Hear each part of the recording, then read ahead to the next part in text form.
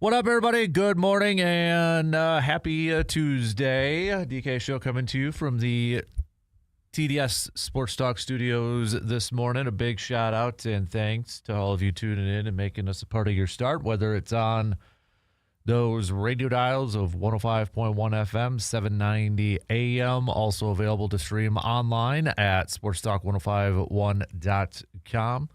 Got the app, download that, take it on the go. Tell your Alexa device to say, Yo, Alexa, play WAYY.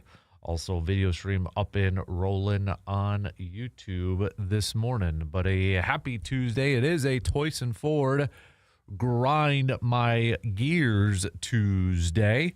So, if you got something that's grinding your gears, let us know. That Shoe Doctor's bullpen line is up and rolling with some texts and such, so text them on over if you got something that's grinding your gears, or, again, you can join in on the YouTube chat over there. It is also a Hy-Vee Game Changer Tuesday, so think about going back to last Tuesday from within this time frame. What is your game changer? Who is your game changer? Again, it doesn't have to be top play, best play, player of the week sort of thing. Could be somebody that, you know what? Maybe it didn't show up in the stat sheet. Maybe it didn't show up in the highlights. Wasn't a top 10 play. But gosh darn it, that was a game-changing type of play. You can make your picks again, too, by texting us or hitting us up on the YouTube video stream. What else do we have on our game plan for us this morning? Bucks continue their skid. Another loss last night by the Bucks, 115-103 against the Portland Trailblazers. This is the fifth loss in a row now for the Bucks. Bucks dropping to 8-10 on the season. Their skid continues here. Looking at last night, you had Bobby Portis coming off the bench, leading all scorers with 22 points. You had Jericho Sims in the starting lineup for the Bucks last night. But other than Portis, you had Cole Anthony with 16 off the bench. You had two bench players last night leading the way in points for the Bucks. Gary Trent Jr. coming off the bench, just 12 points in 32 minutes of action. Ryan Rollins, just 10 points, 4 of 14 from the field. Miles Turner, 13 points. A.J. Green, just 6. So, not a great stretch run here for the Bucks, especially with no Giannis. We were kind of wondering, what would this Bucks team look like? How bad would it be without Giannis? Well, we're getting some sample sizes here. So, Bucks will be back at it tomorrow as they take on the Miami Heat on the road. So we'll throw some hoops chats in there with the Bucks. We'll talk some green and gold. Didn't get to chat about the Vikings-Packers game with you yesterday. So we'll kind of wrap up that game, but a quick turnaround because, well, we got a huge Thursday, Thanksgiving Day game against the Detroit Lions. Maybe the Lions can count their lucky stars for escaping with a win against the Giants on Thursday. But, hey, maybe a quick game like the Packers had against the Vikings and a longer OT game like the Lions had against the Giants, quick turnaround. Maybe that's a little bit of a benefit to Green Bay. Who knows? But Lions don't have to travel either, so that's definitely a little bit of a direction point to them. It's not like Green Bay's got to travel that far, though, too. Let's be real. Let's be honest here. So, but we'll kind of wrap up that Vikings game just, since weren't in yesterday and quick turnaround going up against the Lions here. Packers released their injury report yesterday based off estimation because they didn't practice. So what stood out? Maybe that Quay Walker would have practiced in a limited role if he was able to, or if they were going to practice. Keyshawn Nixon would not have practiced. Lucas Van Ness would not have practiced. So he only played 6 snaps, too, in that game. So I don't know if he maybe suffered a little bit of a setback and such, but definitely kind of be curious to see how this is going to go. So, but also Carl Brooks was a DNP. So those are your 3 DNPs. Nate Hobbs also, too, I should throw it in there. He would have returned to practice and would have been a limited role. So, but plenty of green and gold chats coming at you here this morning. We'll talk about a lot of things green and gold here. We're going to throw in some Badger chats. What a weekend for the Badgers. Now, Friday it began with that game against BYU, which I was pumped about. I think a lot of Badgers fans were pumped about heading into that game. Good test, and BYU really showcased why they are one of the better teams in the country. I mean, just I would say a pure domination standpoints. BYU picking up the win to give the Badgers their first loss of the season. But after that, what a weekend. Badger football picking up a win. And then Badger men's hockey sweeping the number one team in the country. So lots to be talking about in the Badger world. Good day to have Mr. RJ Cardinal. He'll be joining us in the 8 o'clock hour to break it all down. Plus, it is Axe Week as we get set for Wisconsin and Minnesota. But maybe an outside shot if Wisconsin can win this game against Minnesota on Saturday. Maybe a small glimmer of hope. They can get to a bowl game. It's possible. They're sitting there at 4-7. They get another win. They'd be at 5-7 and just a slimmer. But hey, I mean, that's technically another win against a ranked opponent. So Wisconsin, Illinois came in ranked 21st. They did beat Washington when Washington was ranked at that point. So, but we'll talk all things Badgers with Mr. RJ Cardinal coming up in the about 8:20 here this morning. But yeah, definitely got to hit up quite a bit of that. So we'll throw some volleyball chat in there too. By the way, Blue Gold Volleyball, they're going to be the 5th seed in the Elite Eights. Laverne, they're going to be going up against Laverne coming up December 3rd in Bloomington, Illinois. So, man, and whatever else is on your mind here this morning, all right? You got a topic at hand, you got something on your mind, feel free, as always, to send those on over. Text it on that Shoe Doctors Bullpen line, 715-830-1912. But, hey, let's get rocking and rolling here this morning, shall we? Because we got a busy, loaded up Tuesday. We'll talk some green and gold just because I didn't get a chance to talk with you all about it yesterday. So a quick look back at the game against Minnesota, but then a quick turnaround going up against the Detroit Lions. Half dozen games left. What a race to the finish this thing is going to be. An incredible race to the finish, not only just for the division in the NFC North, but in the NFC overall. I mean, your 7 seed currently, if the playoffs started today, would be the 49ers, who are 8-4. That's, I mean, even in the AFC, I mean, you got Buffalo as the 7th seed at 7-4. The parity, the depth maybe of this thing. And now you kind of look at the NFC South here. Carolina has had a heck of a chance, but I get it, tough opponent. But with the Baker Mayfield injury going forward, be interesting to see how that NFC South now is going to play out in these final 6 weeks here. So 6 games, but Carolina's got a tough one going up against with the Rams and such too. So we'll see how that all plays out. But man, I mean, this is kind of like playoff level football already, and we're just heading into week 13 for a lot of these teams, for a lot of these matchups. All right, let's get at it, shall we? We'll take our first break and then lead things off here this morning. We'll chat a little football. I want to hear from you, though. All right, hit me up with some texts. We'll be back in just a couple minutes.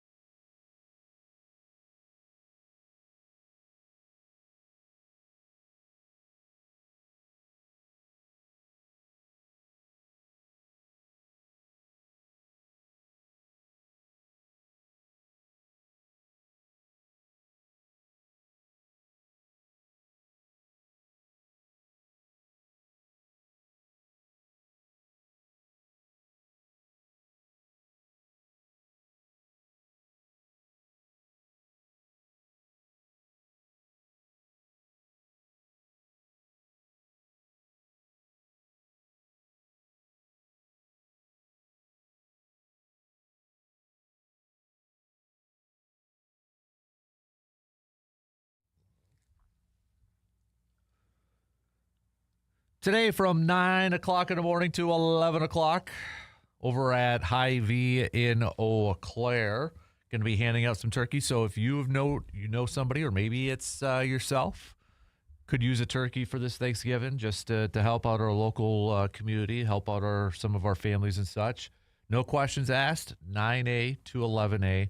Got some of the peeps here from Midwest Family Eau Claire that'll be over there handing out some of those turkeys today. So a big thanks for last Friday when we were over at Hy-Vee doing the program, and we got some donations from a lot of you out there.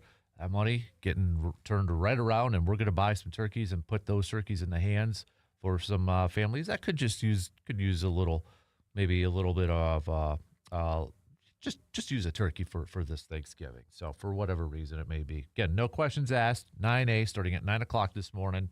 If you know somebody, or maybe it's yourself, you can stop by. The crew will be there till 11 a.m. unless supplies run out. So, speaking of Hy-Vee, it is also a game changer. Hy-Vee. So, who was your game changer? What was your game changer? Could be a play. Could be a player. Again, it doesn't have to be the best player. It doesn't have to be the best play. It doesn't have to be something that showed up in the highlights or in the stat sheet. Who or what is your Hy-Vee game changer for today?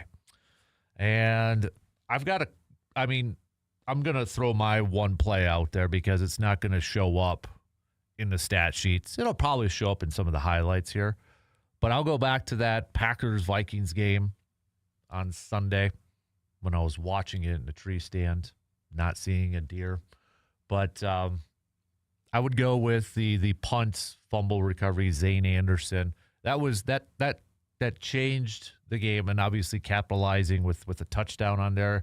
At that point, the way the Packers defense was playing, it just felt like, okay, this is going to be kind of insurmountable for the Vikings to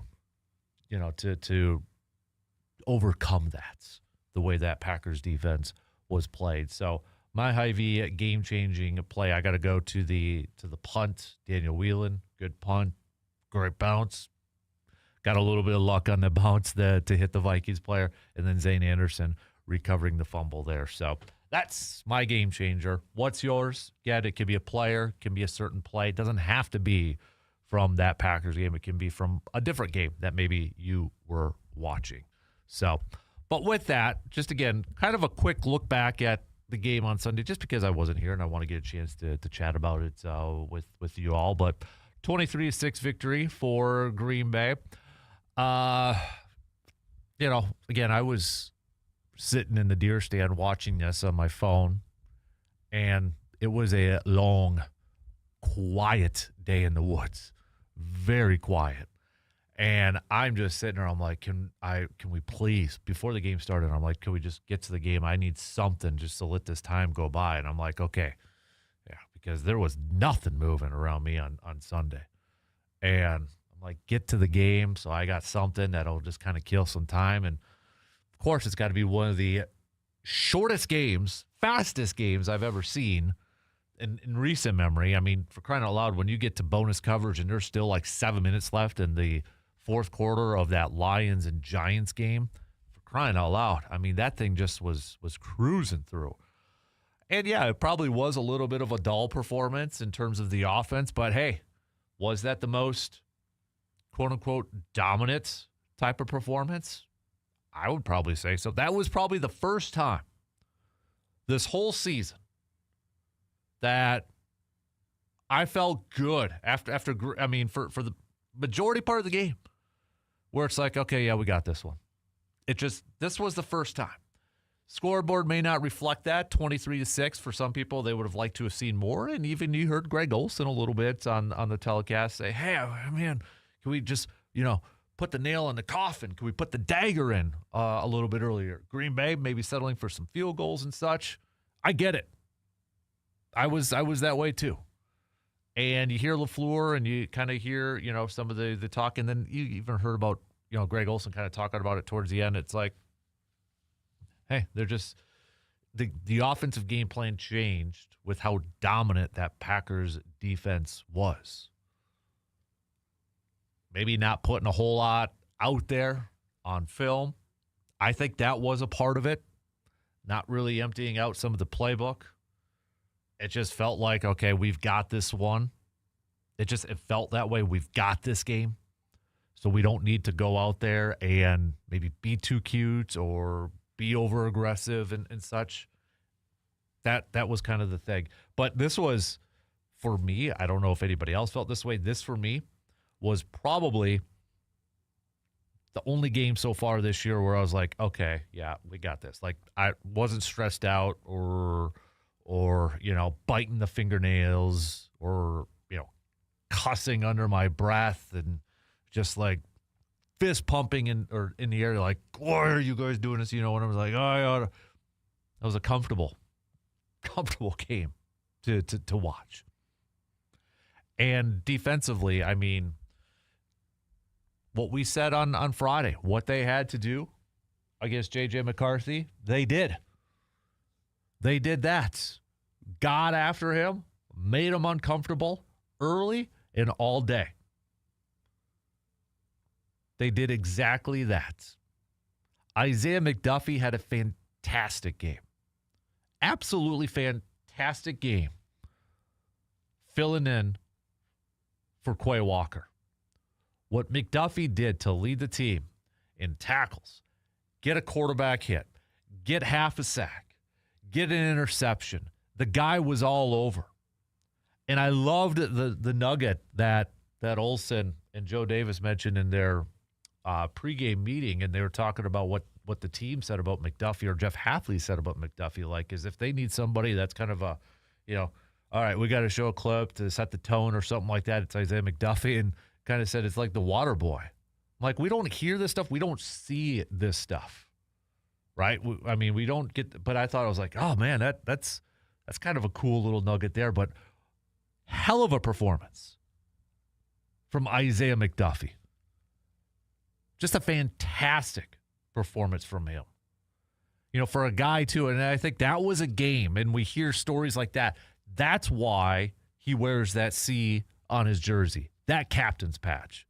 For a guy who doesn't get a lot of snaps on defense in, normal circumstances, because it's mostly going to be Quay and Edgerrin Cooper.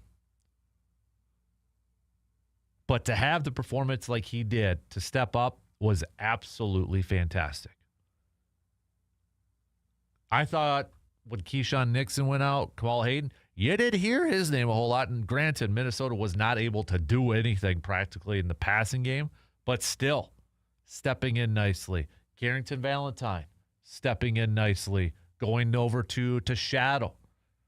Justin Jefferson.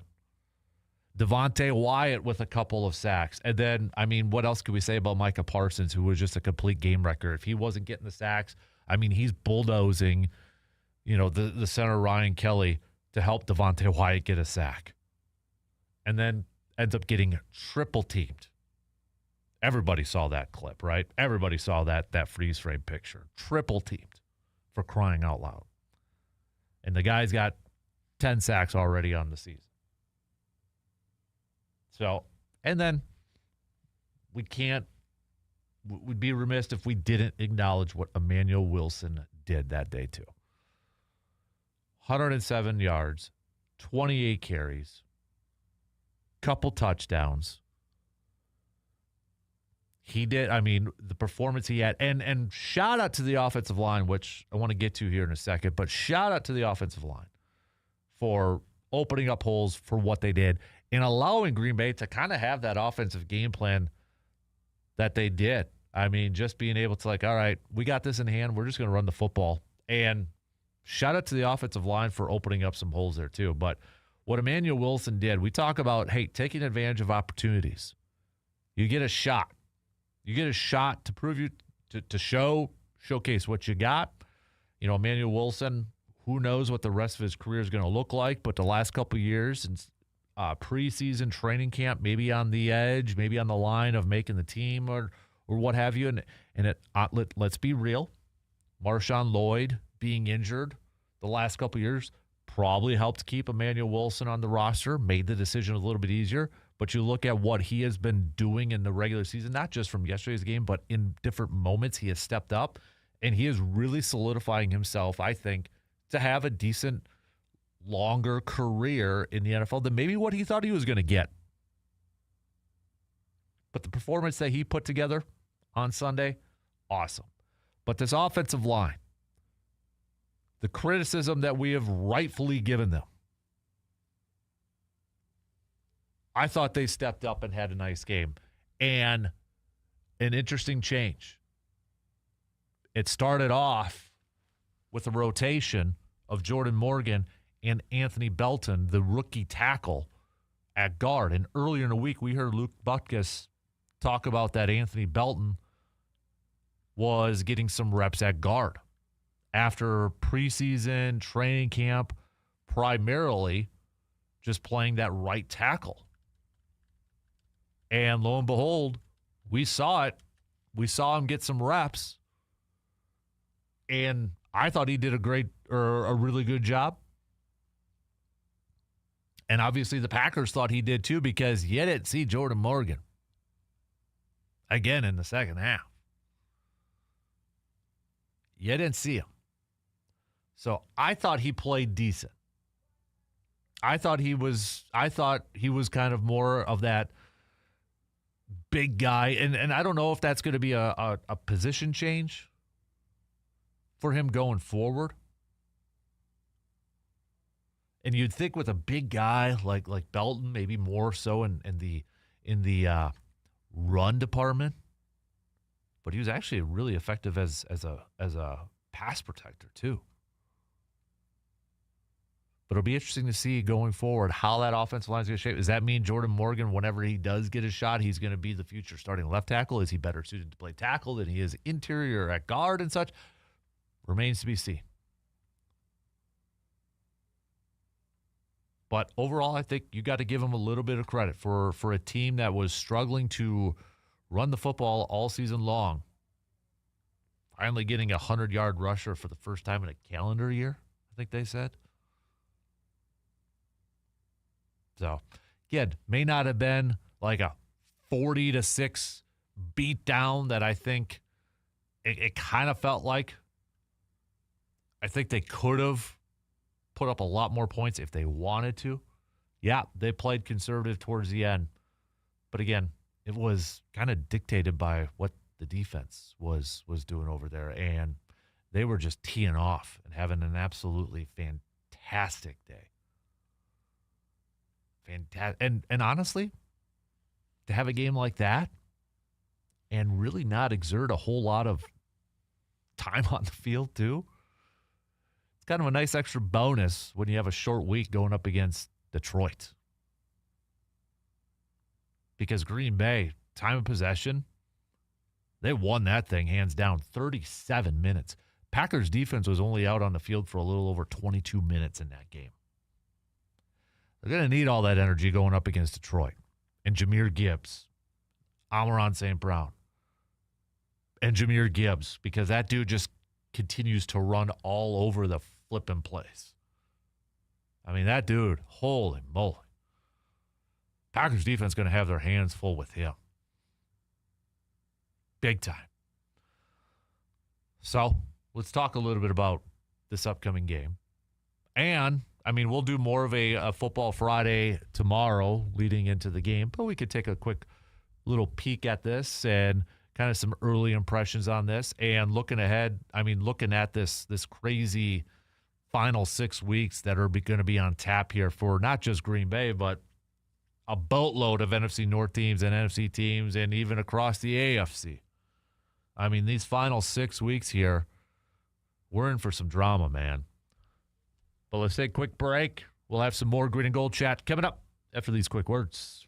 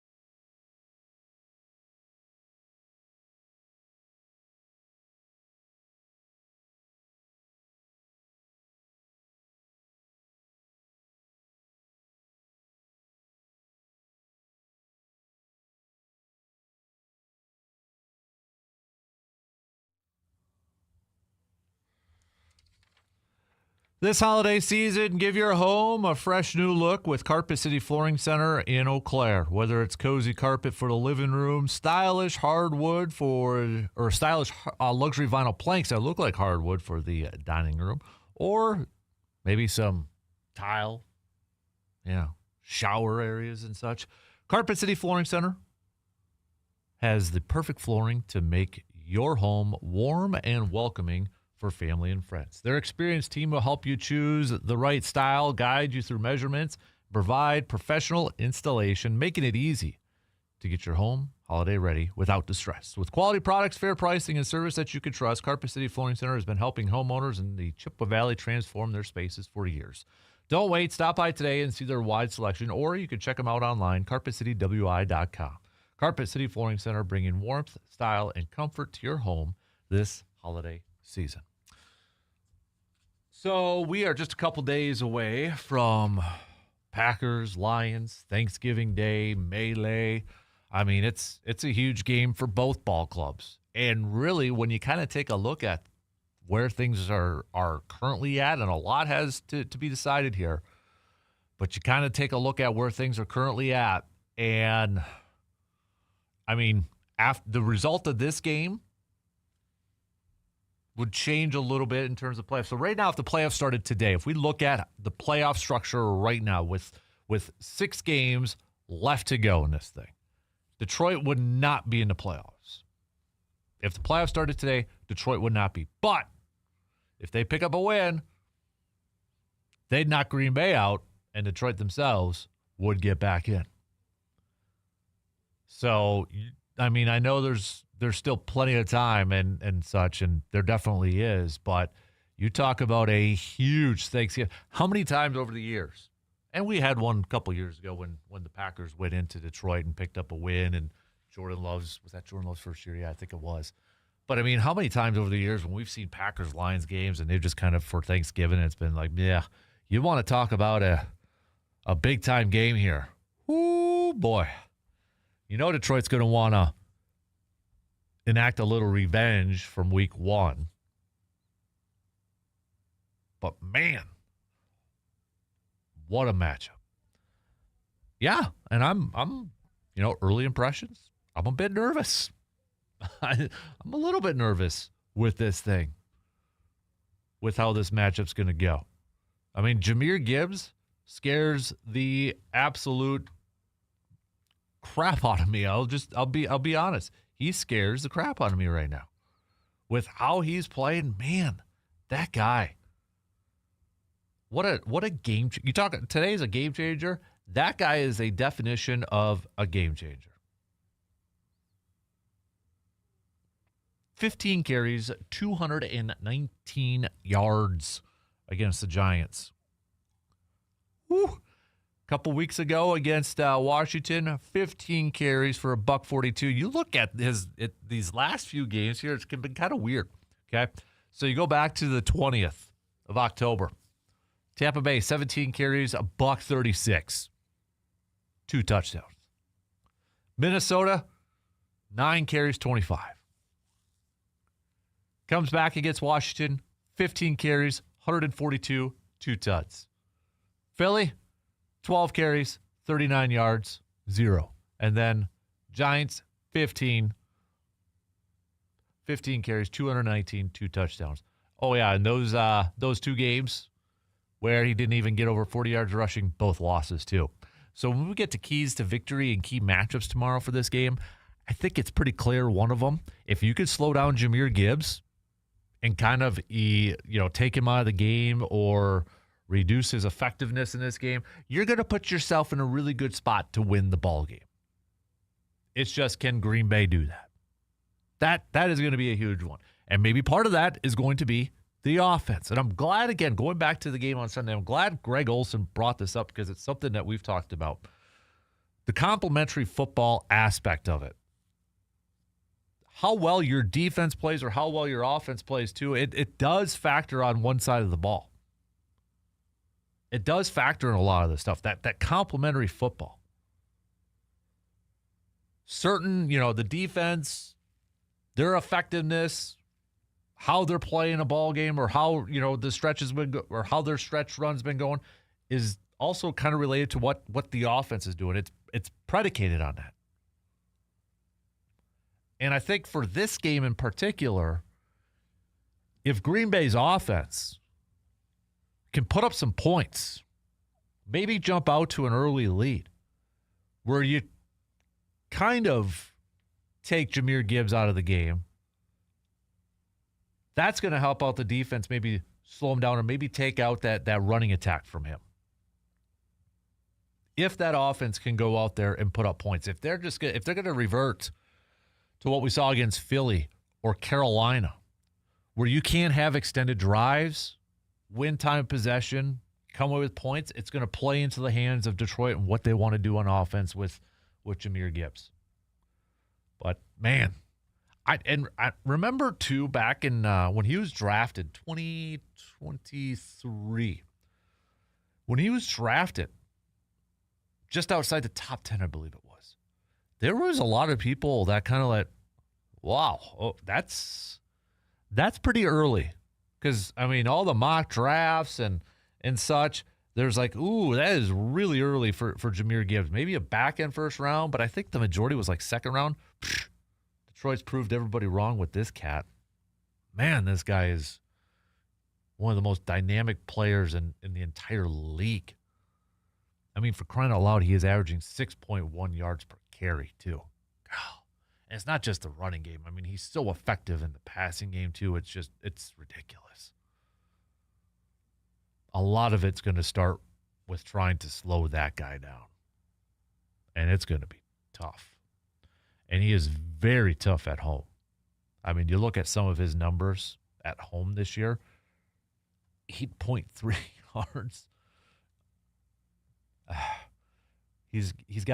He averages an 8.3 yards per carry at home, and then he averages 6.6 yards per catch at home too. Dude is just lights out. He scares me. He scares me when going up against this Packers defense. That's where you look at guys like a Quay Walker if he's back, like an Edgerrin Cooper. What's the game plan going to be? And you look back at that week one game, that week one matchup against Detroit. Green Bay did a fantastic job of neutralizing him. That was Jahmyr Gibbs' worst game. 9 carries for just 19 yards. He had 10 catches, though. They tried to get him involved. 10 catches, 31 yards.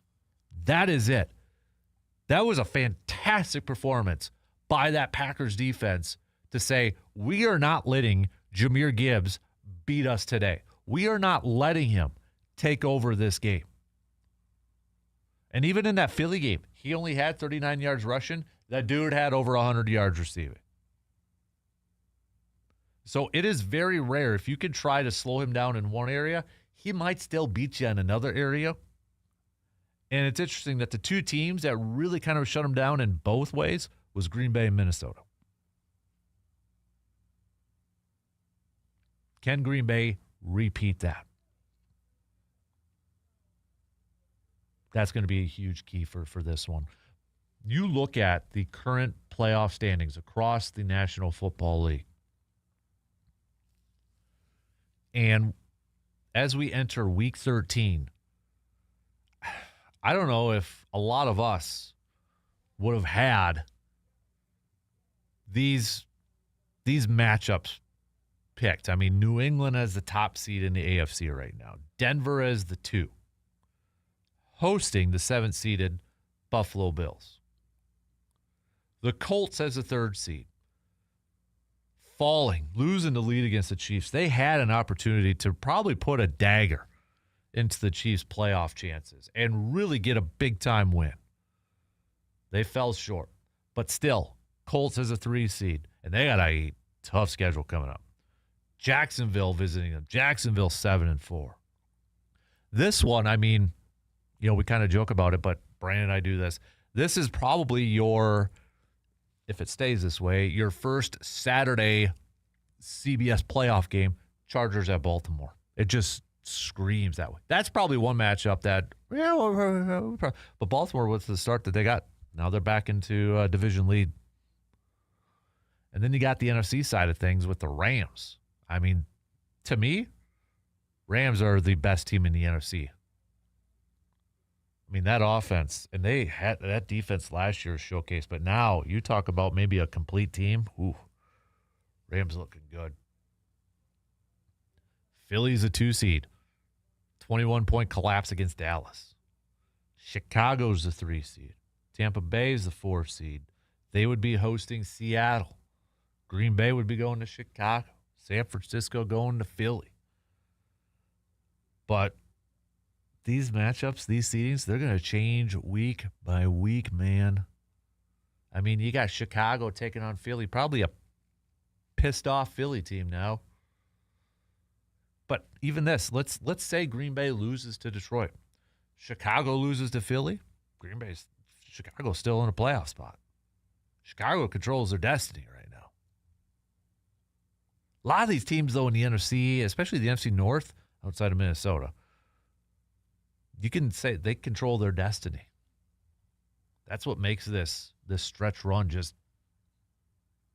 as a football fan, a casual football fan, awesome.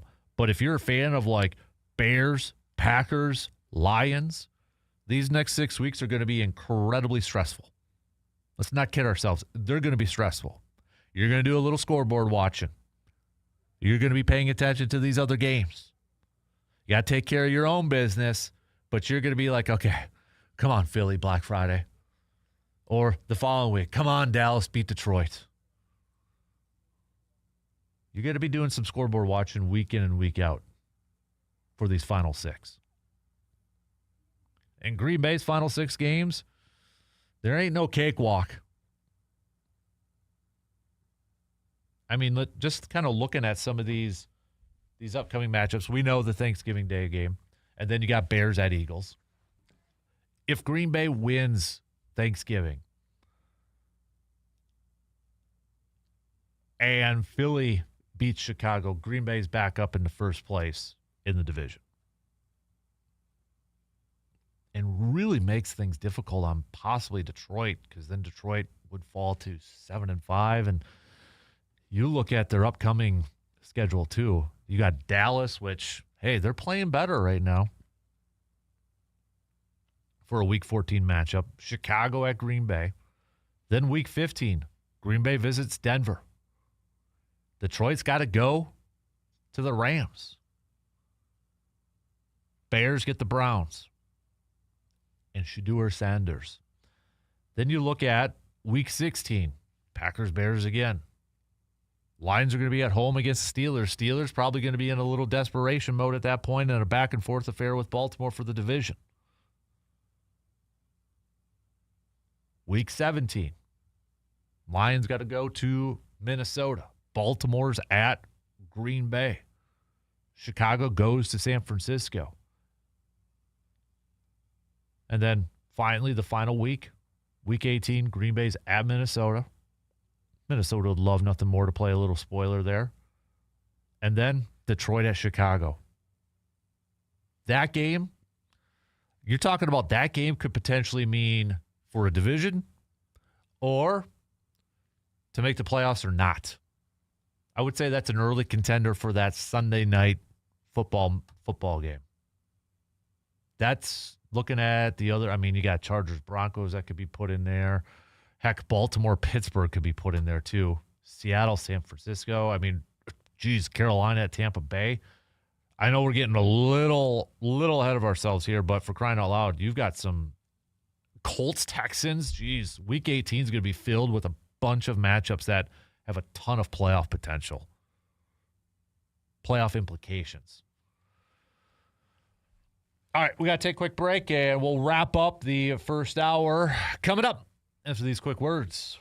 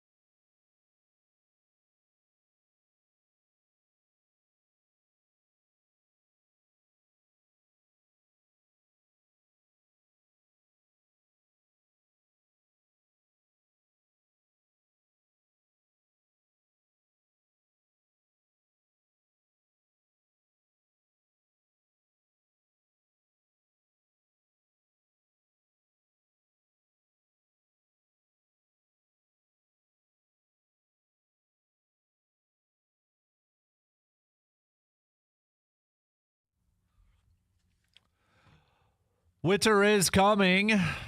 Is your vehicle ready for that holiday travel? At AJM Automotive in Eau Claire, their expert technicians will make sure your car is prepared for snow, ice, and long trips. From brake checks and tire changes to battery tests and fluid inspections, they've got you covered. And if you do run into trouble, AJM Automotive offers towing services to get you safely off the road. All right, so put this number in your cell phone just in case you happen to need it. 715-835-9523. AJM Automotive, keeping you safe on the road and ready for winter. And with, I think it's still raining right now. It looks like it from the radar that I see in the other studio. But we know that snow is going to be coming and such. So it's a good reminder, even though there's no school for a lot of schools this week, but it is a good reminder that with this type of weather that we're going to be getting here soon, to always pay attention to our website for the WEAU 13 News First Alert school closings, brought to you by Hovland's and ServiceMaster. All right, that's on the homepage. Just scroll down a little bit and you'll see the closings and listings up there if we do get to some inclement weather during the school year. So we've got Zach chiming in on YouTube saying, my take on the game Sunday, that the O-line had a game and that defense played out of their mind. I love the win, but I don't like how conservative they played at the end. Cannot play like that against the Lions if they want to win. I do like that the Lions game went into overtime on a short week. They might be a little wore down going into Thursday's game. Yeah, and I get it. It felt like they left a lot of meat on the bone offensively. But you listen to Jordan Love after the game and Matt LaFleur after the game. Jordan Love after the game said that the defense was so dominant that the offense discussed on the sideline how avoiding mistakes would be enough to win. Emphasis was on playing clean more than explosive. We'll get to that comment here in a little bit, but we'll wrap it up with Morgan this morning. Good morning, Morgan. How excited are you for Thanksgiving? Are you a Thanksgiving guy? A little bit, yeah. I think it might be my favorite holiday, I decided. Mm-hmm. What's your favorite holiday? Christmas. Still, for sure, always? Yep. Do you think it's okay to start as early as everyone does? Define early. Before Halloween? Then that's too much. Okay, so then riddle me this. What's up with the Black Friday sales already happening when it's I don't know, but I like Friday? it. You do? Because it gives me something to scroll when I'm not seeing anything in the deer stand, so I can get some Christmas shopping done. So I don't mind it. But isn't there a little part of you that thinks, but wait, are they really, really going to go bonkers on actual Black Friday then? Or Cyber Monday or whatever else gets thrown in the mix? Probably not, which, No. Again, I'm fine with. Okay. Spread the wealth so I don't have to rack up a credit card on just one day. Well, before you started getting commercialized in Christmas, we have some easy turkey trivia. Are you a turkey family? Because we don't do turkey for Thanksgiving. Yeah. We do ribs and brisket. We're big turkey. Really? Yep. You might be the only people I It's know healthier. that double down on the turkey. It's healthier. Oh, that's right. You guys are skinny and healthy Yeah. now. What are baby turkeys called? Oh, jeez. They're not called geez. Why can't you tell me, like jakes and hens and all that stuff? Because I'm asking you what baby turkeys What's are a baby called. turkey called? A poult. Oh, I would never have guessed that. Okay, you probably won't guess this either, but what is the alternate? If you don't call a group of turkeys a flock, there's an alternate name. Do you know what it is? An alternate name to flock? Yeah, for a group of turkeys. I have no idea. A rafter. Yeah. All right. Now, when you get your bird on the table this Thursday, what American state raises the most turkeys, if you had to guess? Raises? Raises the most turkeys. Is it in the South? It's not. Ooh. And I'm I bad was- at I was- geography, but even I know this definitively. I was thinking maybe turkey hunting like Georgia or something like that. Okay. So is it the West? Give me a region. Northeast? Midwest? Ding, ding, ding, ding, It's not ding. Wisconsin. It's not Wisconsin. Minnesota. Right. Wow. It is Minnesota. How are you cooking your bird? Are you doing a deep fried thing? Are you getting fancy and stuffing it? Or No. you throw it in the oven? Just doing the oven. Okay. Who does it? Who's in charge of it? Grandma. Oh, grandma turkeys. Yeah. Yep. Most grandmas have the best. What's the signature dish that's going to be on your table then? You guys have something It's pretty generic, but generic or classic? classic. Okay. That's probably the There best you way. go. Yeah, probably classic. So I'll probably go with the stuffing with gravy on there. And how soon do you lock into the game? Are you going to pregame? Now what happens? Do you eat before or after? You can't eat during? I'll eat during.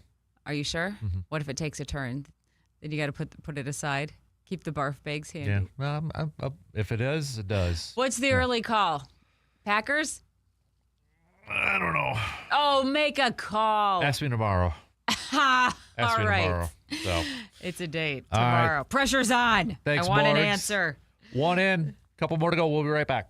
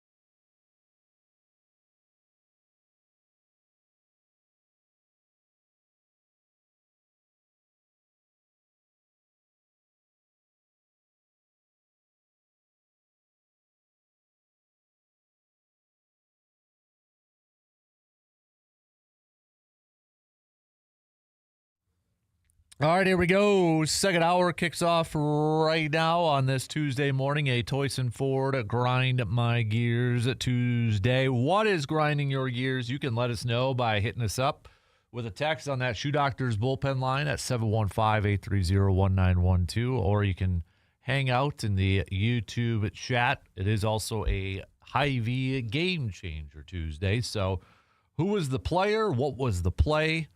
That you would pick as a game changer. Again, it doesn't have to be the best player. It doesn't have to be a top play. But it was like, you know what? That changed the game. Or that person changed the game. Doesn't have to be something that shows up in the stat sheets either. So we'll get to some of those picks. Rest of your picks a little bit later on. Send those on over. My game changer was Zane Anderson and the punt in that Packers Vikings game. I'll get to my Toyson Ford to grind my gears here in a little bit. We're going to talk some Badgers next hour. Lots of Badgers talk to hit up with Mr. RJ Cardinal. We've got Badger football with a win against Illinois. It's Axe Week going up against Minnesota. Maybe I don't know. We'll ask RJ, but maybe a slim chance if they win. Could they actually get a bowl game, for crying out loud? But also men's hockey sweeping the number one team in the country, Michigan State, this past weekend. We'll hit that up. We'll talk some hoops with the team coming off their loss to BYU. We got volleyball. Oh, man, we got lots of Badger stuff to hit up with RJ Cardinal next hour. We'll throw a little Bucks chat in here. The skid continues for the Milwaukee Bucks, losing 5 in a row now, falling to the Portland Trailblazers in the return of Dame Lillard. Dame didn't play, obviously, in the game, but he was there. Bucks giving him a nice video tribute to such. But 115 to 103 loss for the Bucks. They're now 8-10 on the season and have lost 5 games in a row. Giannis, please hurry back. Going back, I think quite a few of you have talked about, the Packers offense from this game against Minnesota and such, and a little not that aggressive. And, Jordan Love had said after the game that the defense was so dominant that the offense discussed on the sideline how avoiding mistakes would be enough to win. Emphasis was on playing clean more than explosive. And then Matt LaFleur also saying after the game that based on how the dominance from the defense affected play calling, he said, I've never called the same run so many times consecutively. It was like 3 yards and a cloud of dust, but it was effective with the way our defense was playing. We just took the air out of the ball. And I don't think they would ever admit this. I do wonder, and this was part of my thinking watching that, how much of it was also protecting Jordan Love. Because that shoulder, even though it's his non-throwing shoulder, and he could practice fully, and he could play in those games, you could tell it was affecting him. I think so, at least. And you heard the report from Tom Pelissero before the game. If that was on his throwing shoulder, there's no way he would be playing. But the fact that it's on his left shoulder, he can play. And I think there was some protection involved in that, so he wasn't taking any stupid hits, any unnecessary hits, sacks, that sort of thing. I feel like that had the fact that the Packers defense was playing that well. They're like, okay, maybe we could protect Jordan here a little bit. We could protect ourselves from having any stupid, meaningless injuries from the offensive side of things. I do think that had a factor in this whole thing. I don't think they would ever admit it to the media, to the public. I do think that was part of it.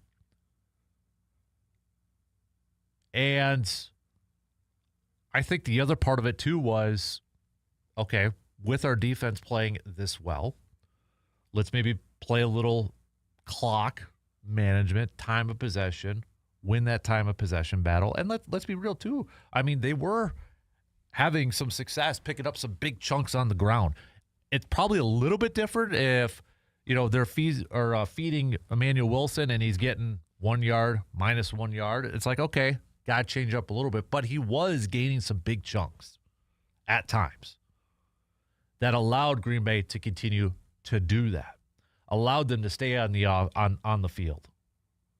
And LaFleur also said, too, that this was from Ryan Wood. Matt LaFleur, on realizing the Packers merely needed to sit on their lead rather than push against the Vikings, saying, quote, it's extremely hard to be less aggressive, but I thought it was the best thing to do for our football team.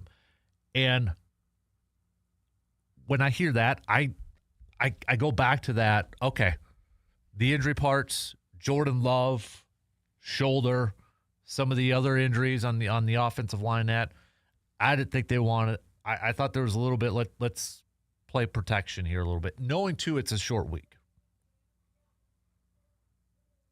I do think that factored into it. And I do think maybe the smaller part of that, too, was, hey, maybe we don't need to showcase to the world some of the other stuff that they were working on. But I think, the one thing I haven't seen a whole lot discussed, going back to that game, what did we see kind of right away and at different points? No huddle. Upping the momentum or upping the urgency at the line. Jordan Love calling out the plays at the line of scrimmage. Little, hurry up type of thing. And that's something that not only have we talked about, but others have talked about. Does Green Bay need to kind of do that a little bit more to get off to faster starts, to get into a little bit of a momentum type of thing? And we saw that. And we saw that against Minnesota a few times, especially early on in the game, getting up at the line of scrimmage right away, forcing Minnesota to stay in some of their defensive packages, but also getting Green Bay, I think, into a little bit of a groove early on. And I mean, that's something I've been clamoring for. I think a lot of you and a lot of others have been like, okay, let's see this a little bit more. It seems like that's when they kind of kick it into gear and they kind of get going. And credit to them. They did that.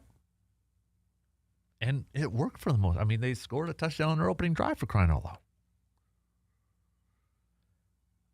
And I think, too, going back to that protecting the Jordan Love part of it, on those third downs, we know Minnesota blitzes the most or is one of the most blitz-heavy teams in this league. And I don't think, as soon as they got that thing in hand, why put Love in that situation with that shoulder to be throwing the football around? I mean, he took a couple hits, like he said. And there was that one third down. I mean, they just went after him. How he got that ball off to Dontavian Wicks, I don't know.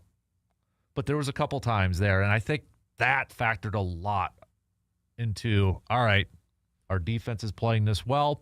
We've got this lead. Let's kind of sit on it, and we're going to protect Jordan a little bit. I really think that was a big factor into this. All right, we'll get back to some more Green and Gold chat throughout the morning here as we kind of take a look at this upcoming game against the Lions on Thursday, Thanksgiving. Man, this has got to be one of the biggest Packers-Lions Thanksgiving Day games that I can remember in my lifetime. I mean, a couple years ago with Jordan Love and the Packers going there, that was a huge one too because, I mean, helped them in that second half so they could get to the postseason. Huge, huge, huge win. That was a huge game too. But, man, this is a huge one too, considering the depth of the NFC, considering the depth of the NFC North right now. No Sam Laporta, so that came down the wire before the weekend. Lions aren't going to have him. That's a huge loss. Just like Tucker Kraft's a huge loss. Now you're going up against, Green Bay with a team that, a lot of times they didn't really with TJ Hawkinson this past weekend. I think that's more on the quarterback and such. But, I mean, a team that at times has given up some yards to tight ends, to not have to worry about a Sam Laporta, I think is a big, big get for Green Bay in this upcoming game. But you still got some other big-time weapons. I mean, talking a lot about Jahmyr Gibbs, and then you got St. Brown, and then you throw in some speedsters like Williams and such. So this is a heavyweight fight coming up on Thursday. No question about it. All right, let's take a quick break. We're going to switch gears just a little bit. I do want to talk a little Bucs. Bucs fans, vibe check. How nervous, how worried, how concerned are you with this Bucs team? 8-10. They have lost 5 in a row. Big chunk of that, the last 3 games with no Giannis, they've lost. We were wondering heading into this stretch with no Giannis, what would this team look like? How big of a fall would it be? And, well, things ain't looking great right now. So give me a little bit of a vibe check here this morning, okay? I want to hear from you. As we are approaching, we're not quite there, but we are approaching the end of the first quarter of the NBA season. We're about 22% of the way. So, I know, probably, you're thinking, hey, we got Packers, we got Badger football's now winning, for crying out loud. We don't need to talk about the Bucs. We got to throw a little Bucs in there. because you know what's going to happen. If they continue losing like this, those national talking heads are just going to get louder and louder and louder about trading Giannis before the trade deadline. So, all right, let's take a quick break. We'll be back to talk a little Bucks coming up after these quick words.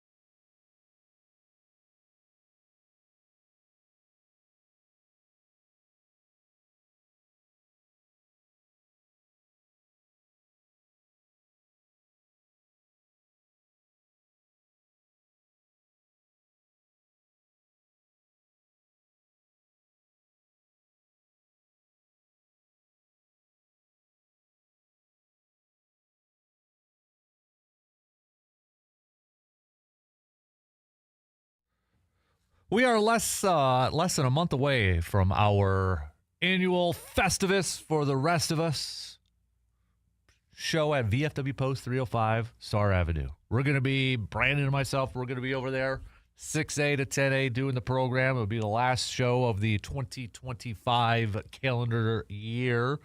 Stop on by, partake in our airing of grievances with the metal poles, the feats of strength, all that good stuff.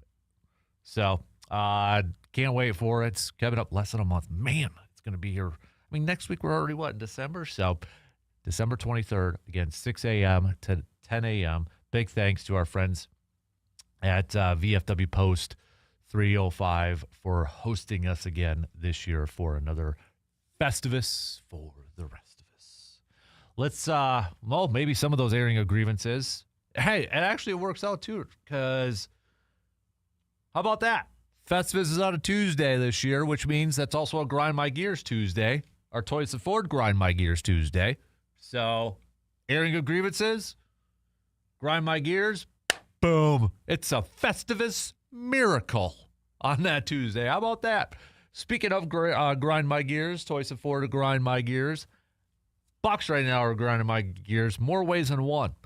Two different ways. One, I haven't gotten my buck. I don't know if I'm going to get one this year. I'm going to try again, second week here, but we'll see. I have not gotten my buck. Did fill the freezer with the antlerless tag, so we got the meat. I just want Mr. Buck to kind of step out and show his face, though. All right? So that's one, grinding my gears. Two is this Milwaukee Bucks team right now on a 5-game losing skid. My vibe check, not great. It's that GIF out there, says, not great, Bob. That's where I'm at right now with this Bucks team. Not great.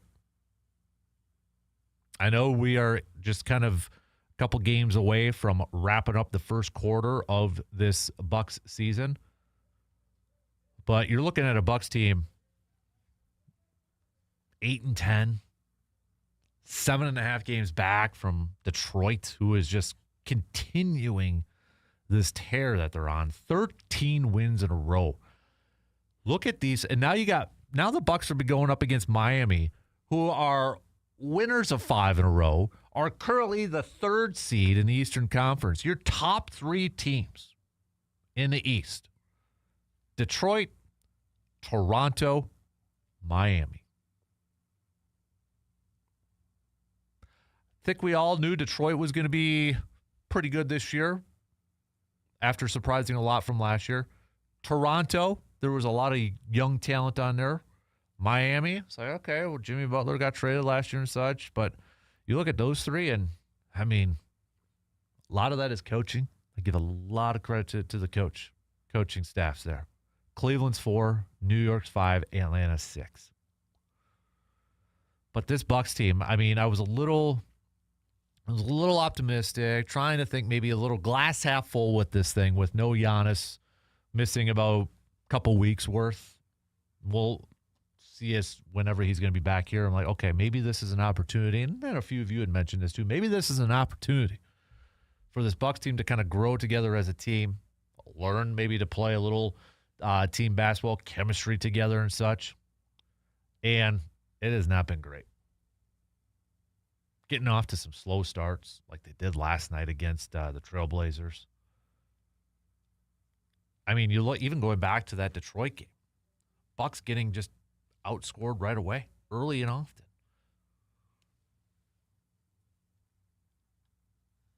And I guess we shouldn't be too surprised, because we looked at this roster, and I thought it was to be fair, I thought it was an underrated roster. I thought a lot of people were kind of looking down on this Bucks team this year. And I'm like, okay, no, but I think there's some interesting people. I think they may surprise people. But that also was with the caveat that a lot of this is going to run through Giannis, and a lot is going to be dependent on whether Giannis can stay healthy. That's the cat. This team was built around the idea that Giannis was going to be healthy and that he was going to be playing, a majority part of this season. And if he was going to miss any time, it would have an effect. And right now, that's proven the case.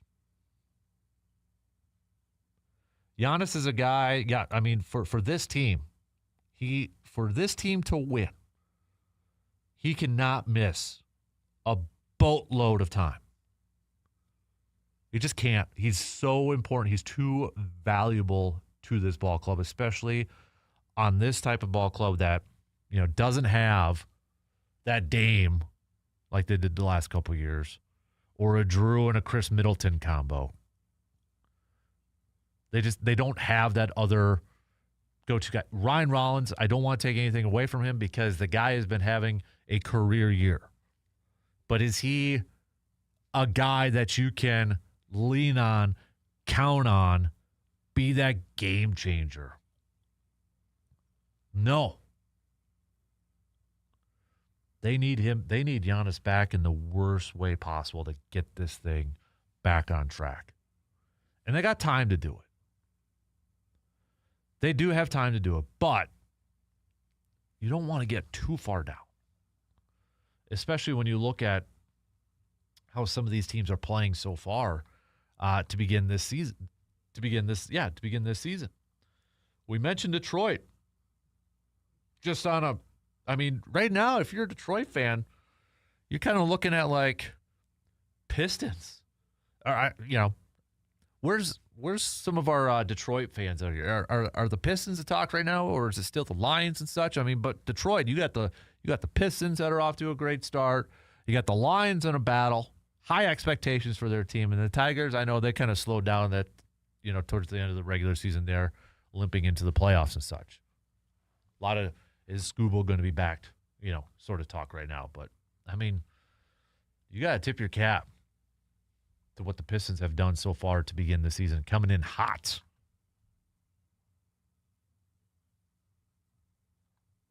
So the thing is, too, I don't want to rush Giannis back.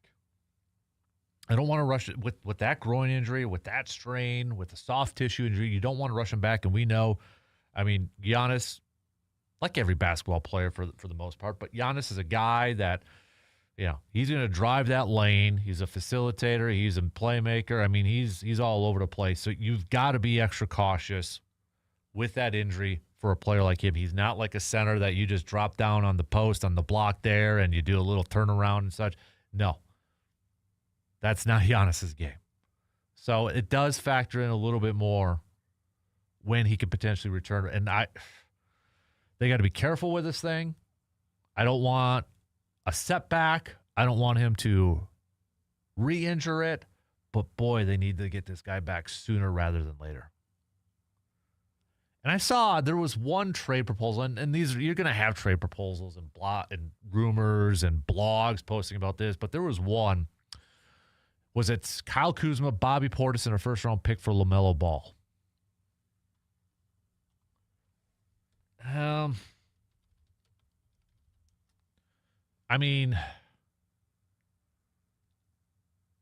You look at him, and he gives you 21 points per game, gets you nearly 10 assists a game.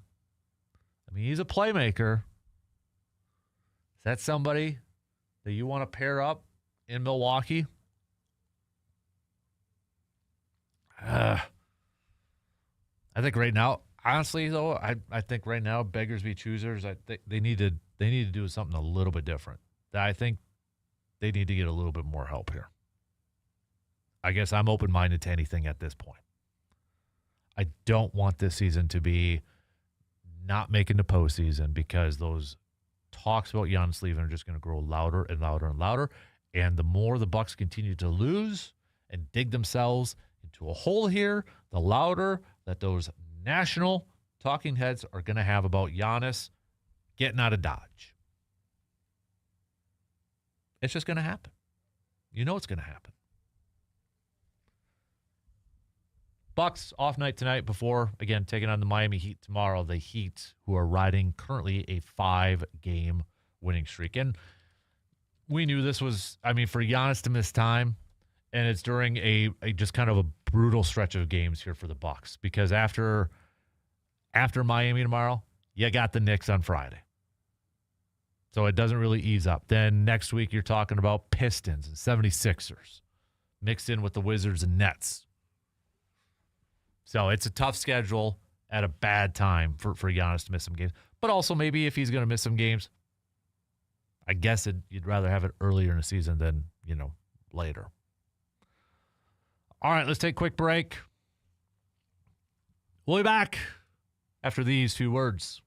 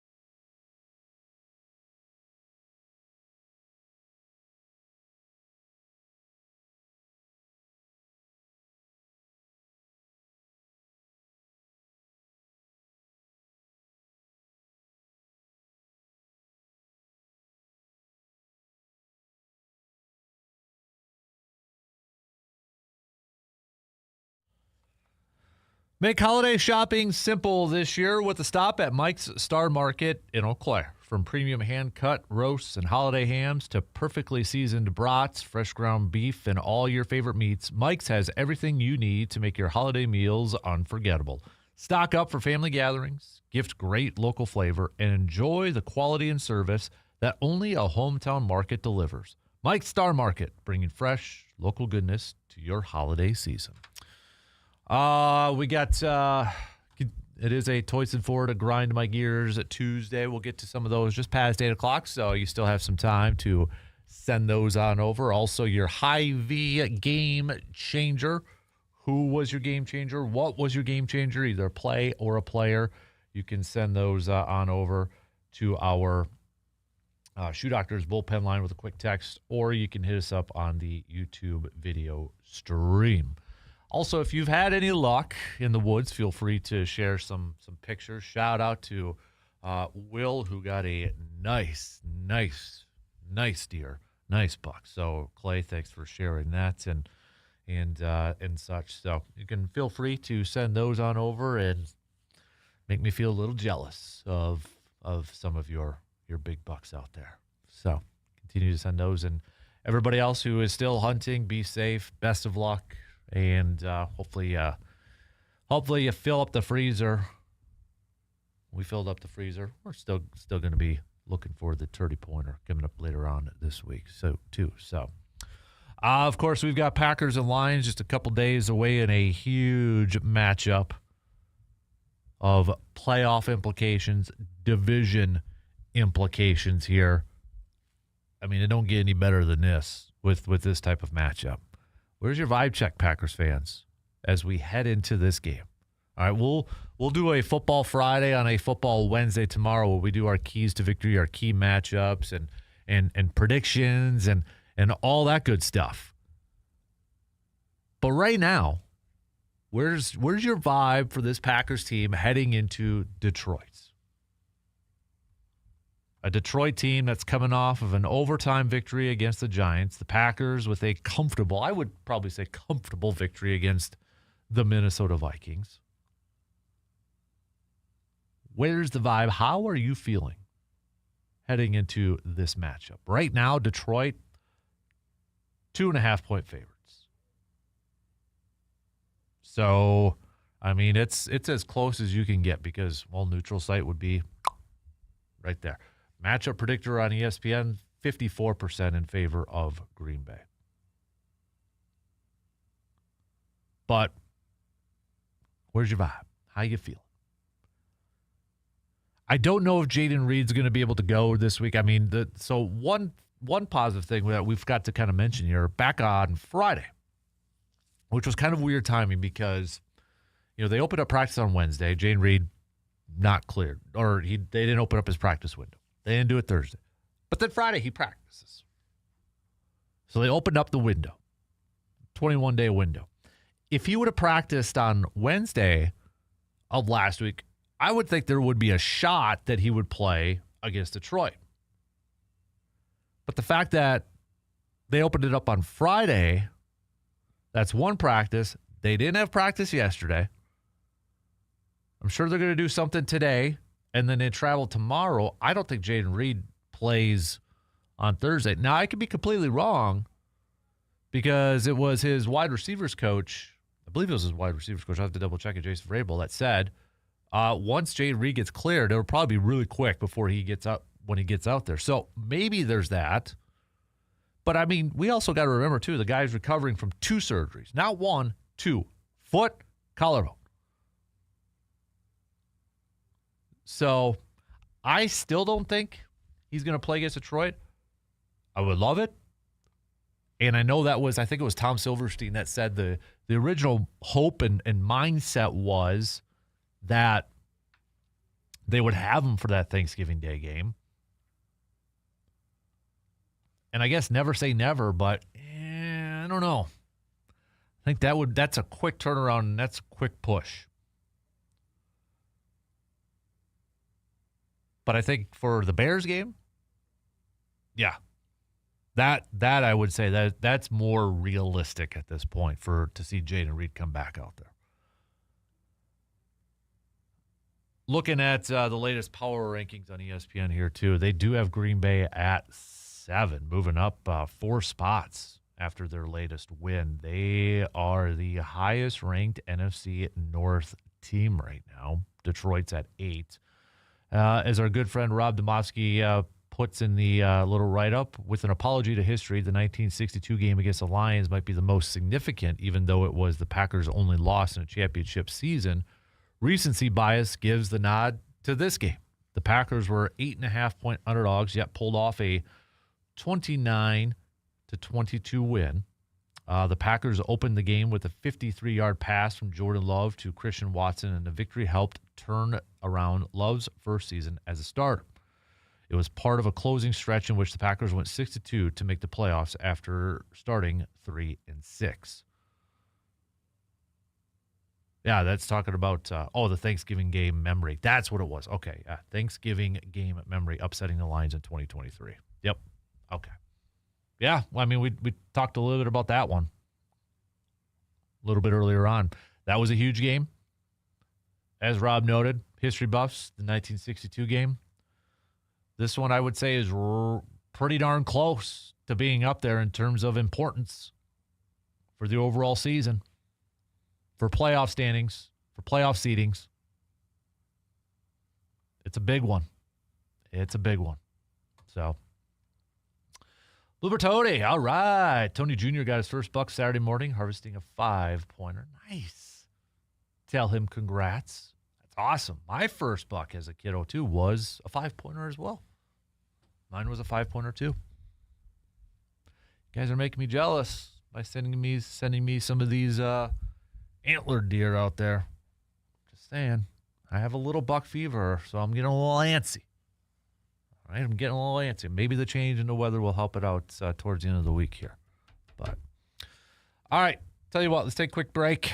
We'll wrap up the second hour as we approach halftime here. I'm excited to talk some Badgers in the next hour with RJ because we got lots to hit up on. We got Badger football coming off the win. It's Axe Week.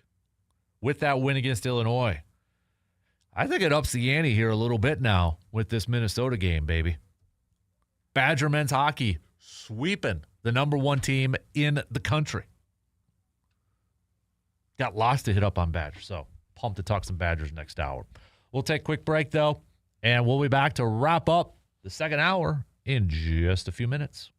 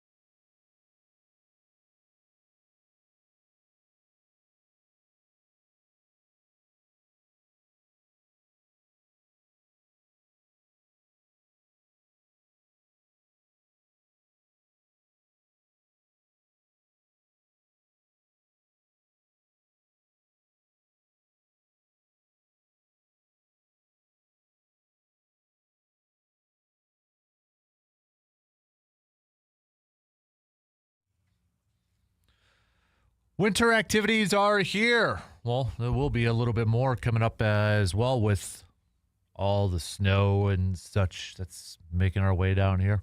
Skiing, snowboarding, ice skating. So, are you ready for those winter activities? Chippewa Valley Orthopedics and Sports Medicine in Eau Claire is here to help you stay active and injury-free this season. From sports injuries to joint pain and arthritis, their experienced specialists provide personalized care and advanced treatments to get you back on the slopes or the ice quickly and safely. Don't let winter keep you on the sidelines. Schedule your appointment today by visiting cvosm.com. That's cvosm.com. All right. We got about 9 minutes to the top of the hour here. So, final call for any Toyson Ford Grind My Gears Tuesdays. All right. We'll hit those just past 8 o'clock this morning. So, if you got something that is grinding your gears, you can hit us up on that Shoe Doctor's bullpen line with a quick text or join in on the YouTube chat room. So, we'll get to those coming up. We've got Badger Chat coming up next hour. We'll hit that up too. So, also a little bit later on, the top 10. Top 10 teams, my top 10 teams in the NFL as we get set for Week 13. What are your top 10 teams? I want to know where you're at. Do you have the Packers as the highest NFC North team in the top 10, like ESPN does? Who do you think is the number one team? Is it the Rams? Is it the Patriots? Is it the Broncos? Is it somebody else? Who are your top 10 teams? I want to see if we are kind of on the same page here. So, again, let me know. Hit me up with the text, 715-830-1912. We'll probably hit that up a little bit closer to the 9 o'clock hour, I think. We'll do that. So, all right. Got a few. No, I'm going to wait for the Grind My Gears coming up till just past 8 o'clock. So we'll get that. Also, continue to send me your game changers as well, your Hy-Vee game changers. So we'll get to that coming up here too. So getting more pictures sent in for some deer. Nice. You know, I was thinking about this too. You know, we were talking about it last week, some of the stuff back in the good old days. I'm at that age now where we could say that. One thing I do miss is driving through town and kind of seeing all the deer that are in the back of the trucks or on top of the SUVs or cars, registering them, kind of seeing that. You don't get that anymore. I might have to start a little something online just to kind of do that. So it's like an online digital version of that. Maybe I'll work on that today so everybody can kind of post up some of their pictures and such. So, yeah, we'll do that a little bit later on. Maybe I'll focus on or work on that in between the commercial breaks and such. So, but thank you to all of you. And again, congrats to a lot of you who have sent in your pictures if you've had any luck in the woods getting the deer or any other deer, whether it's a buck or doe and you're filling up the freezer and such. So, it's definitely a nice weekend weather-wise, warm. If you don't like hunting in the cold, it definitely was a nice weekend for you to be out there and enjoying it. It's going to change later on this week. Maybe that's what will get me to get these deer moving around a little bit more here too. So let's catch up on a couple texts, though, as we wrap up this second hour. Vibe check, Packers fans. I'm looking for a vibe check as we head into this Turkey Day game against the Lions. My vibe's at about a 6, says Dave about the Packers. Definitely nervous about Jahmyr Gibbs and this Lions game going into Detroit. If this game was in Green Bay, I'd feel a little bit more confident, but I feel like that place is going to be rocking and rolling, and it's going to be tough to come away with a victory. Tim's vibe is also at a 6, saying it's going to be really hard to go into Detroit where the energy is going to be through the roof, but with the way the Packers defense is playing right now, they'll put the team in a position to come away with a victory. Then we've got Jordan saying his vibe's at a 5 right now for Green Bay heading into Detroit. Defense is playing at a high level, but concerned that the offense will put up enough points to beat Detroit in their home stadium. I get it. You guys are making some great points. I think if we asked, which unit do you trust the most in this upcoming game, it probably would be, Green Bay's defense. Right? I think that's fair to say. So, going to be another great. What can Micah Parsons do again? It's safe to say it's right now. We're into how many games into the season are we at? 7-3-1, right? 11 games into the season. Parsons trade well worth it, would you say? Yeah, 2 first-round picks and Kenny Clark working out in Green Bay's favor. When's the last time we saw a guy like this in Green? Probably Clay. Throwing a little Charles Woodson Defensive Player of the Year in 2009, but like 2010 version of Clay, where I thought he should have won Defensive Player of the Year and he finished second to Troy Polamalu.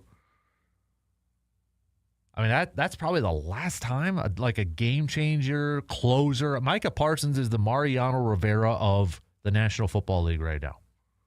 Closer. Pin the ears back, shut out games, close out games.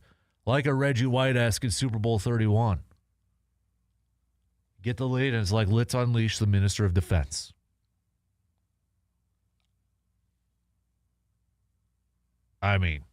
It's special to watch. I can't remember another defensive player in recent history where you got teams just like, hey, we're going to triple team this guy now. But that also is like, okay, if there's going to be an offensive line or an offensive team that's going to sit there and triple team, and I think it only happened on one play, maybe a couple plays there. One of the thirds was Aaron Jones and such in the middle. But for crying out loud, if there's going to be a team that's going to triple team a guy, there better be somebody that's getting home. Let's be real. There better be somebody that's getting home. Last time I think I saw a Packer player get triple teamed was Devontae Adams. Remember that game, like Devontae, then the camera caught him, like counting the defenders? 1, 2, 3. Remember that? It was like perfect. It's awesome. But if somebody, I don't care if it's a receiver or a defensive end, edge rusher, whatever we're calling them, if they're getting triple teamed, that person, or there better be somebody else that benefits, at least one. Should be 2, but there should be another person. So if Micah is getting triple teamed, who's the person that's going to get home and get after that quarterback? You know what I mean? Gotta be. All right. Shot clock's going to cut me off in about a minute. So, again, coming up next hour, we'll kick it off with some of your Grind My Gears, some of your Toys and Ford Grind My Gears, and we're going to get to some Badger chat with Mr. R.J. Cardinal. Lots to catch up on in the Badger world and a lot of good stuff, too. So we're going to talk some football. It's Axe Week, men's hockey, huge weekend sweeping the number 1 team in the country. We'll hit that up. We'll talk some hoops. Got some volleyball mixed in there too. So we'll talk with RJ at about 8:15, 8:20 this morning. We'll get back to some more Packers and Eagles talk, or Packers Lions talk as we get set for that Turkey Day game. We'll hit that up. More Bucks chat as well coming up the docket. But again, final call for your Grind My Gears, your Toys and Ford Grind My Gears Tuesday. All right, so send those on in. Maybe you're like me.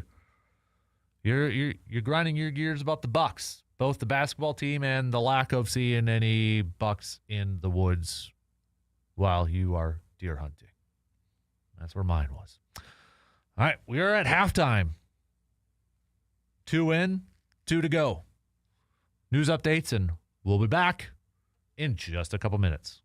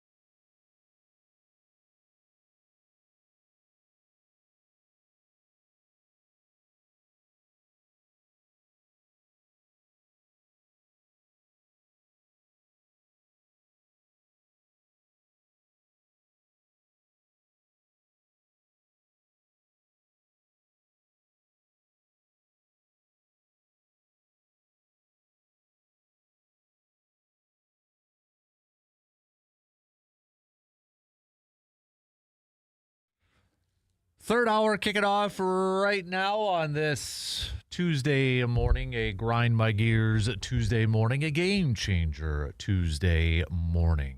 So, coming up in about, let's say 15 minutes, 10, 15 minutes or so, we've got RJ Cardinal joining us. We're going to chat some Badgers, a lot of good stuff to be chatting about in the Badger world. So we'll catch up with our good friend here in just a little bit. We'll get back to some more Packers and Lions chat as we get set for a Turkey Day game, a big Turkey Day game coming down your way. So we'll hit that up. Also, get back to some more Bucks chats here in a little bit. So, what do we got? We got Grind My Gears. Let's get to some Grind My Gears this morning, shall we? Let's go through. I got a few of them here on our texting line. We've got Jim saying, what's grinding my gears is Packers fans still finding something to complain about a win over the Minnesota Vikings.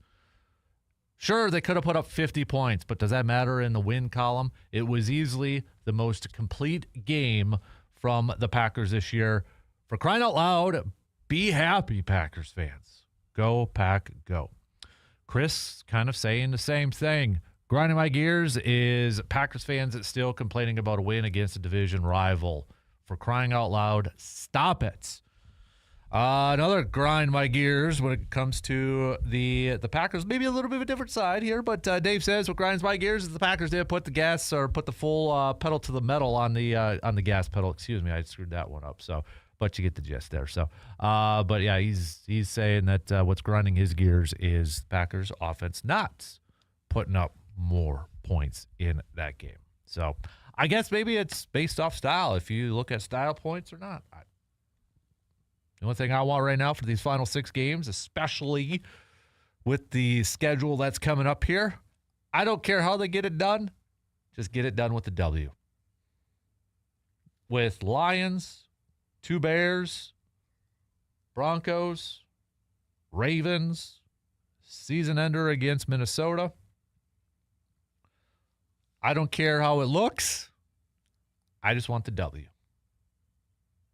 That's where I'm at. I don't care how it looks. I just want the W.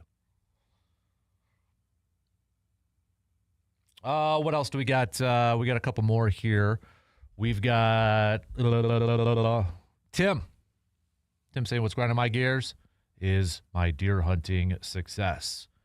Skunked the whole weekend, hoping to head back out at the end of this week and tag the 30-pointer. Another one, John texting and saying, what's grinding my gears is seeing everybody's big buck success on Facebook and not getting a buck myself. Congrats, everybody, but I'm really jealous of you all.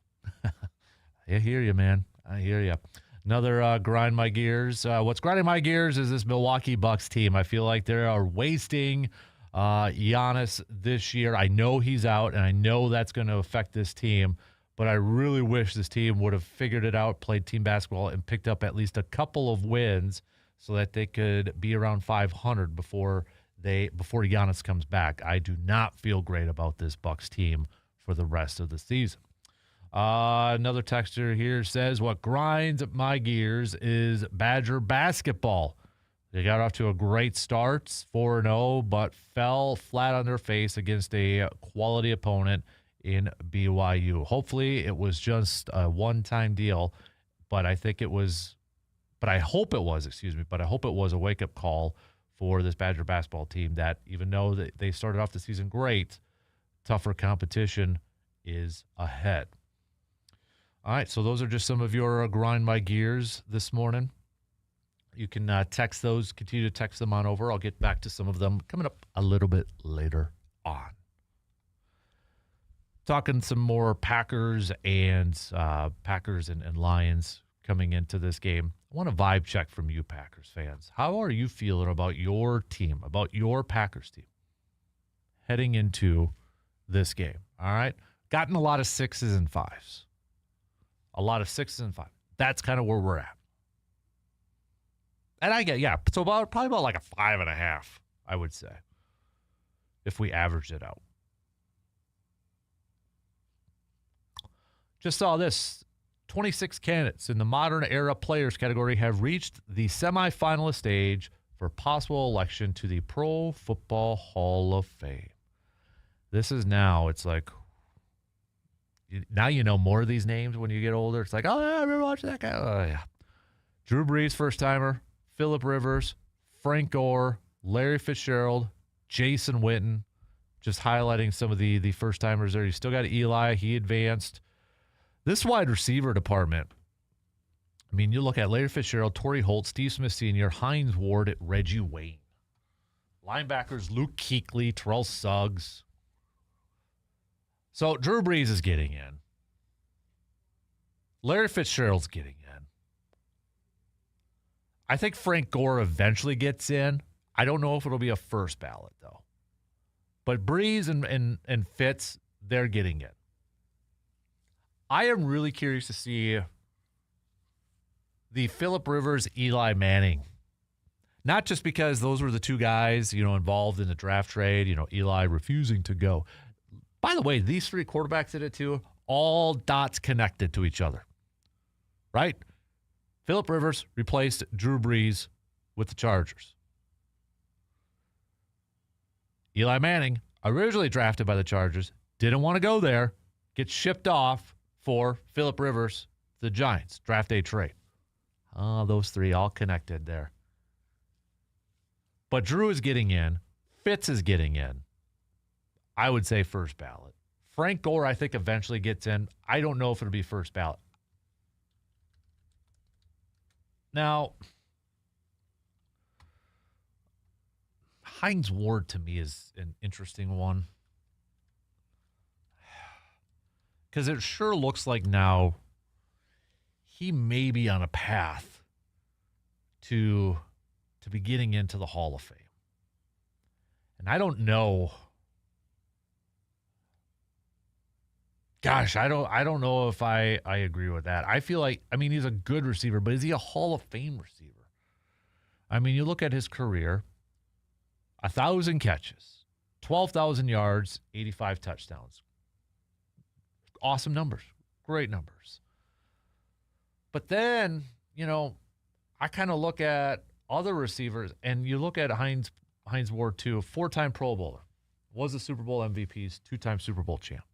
Was never an All-Pro. When I look at Hall of Famers, I want, the question to me should be, okay, were they the best at their position at any point in their career? Like when you think about that guy, at any point in their career, would you have considered them the best player at that point in time? And I don't think I can say that about Hines Ward. But if Hines Ward is in consideration, this to me then should be lock, sealed, delivered. Davante Adams is going to be a Hall of Famer. The only thing that Hines Ward has an advantage of over Davante is he's got 2 Super Bowl rings. But you look at Davante's numbers. Career, okay? He's got more catches than Hines Ward. He's got more receiving yards than Hines Ward. He's got more touchdowns than Hines Ward. Davante's got 115 touchdowns in his career, 12,475 receiving yards, 1,005 catches. He did all of that in 175 games compared to Hines Ward's 217. Now, I also understand Davante has played with Aaron Rodgers, Matthew Stafford now. So, yes, very great quarterbacks. It's going to help. Okay? I understand that. I get it. But if we're going to put Hines Ward in, and it's not going to happen this year, I'd be shocked. If it does, I think that would be a huge surprise, shock, upset, in my opinion. But if we're going to put him in serious consideration, he's going to advance through all this. Davante Adams, to me, then, is a clear-cut Hall of Famer. Because he's just going to add more to his career numbers right now. What he has put together here is just, it's been remarkable. We talk about who's the next, besides Aaron Rodgers, who's that next Packer to be in the Hall of Fame. I would argue Devontae is going to be that guy. David Bakhtiari was on that trend. Now, I know the Hall of Fame has been more open to allowing players or letting players in or getting players in, might be the best way to say it, if their careers ended because of injury. And I feel like David Bakhtiari was probably the least talked about best offensive lineman when he played. I mean, you're talking about a 2-time All-Pro. I don't think he'll get in there now, but I thought he was on a trend too. But going back to the question, when I think about a Hall of Fame player, I think you have to answer the question, was he considered one of the best at his position? And Devontae is a clear-cut yes. And we're talking about an age where receivers were just blossoming too.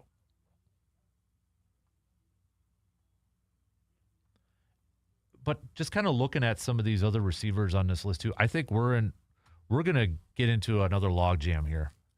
Fitz is going to be in. To me, Steve Smith Sr. should already be in.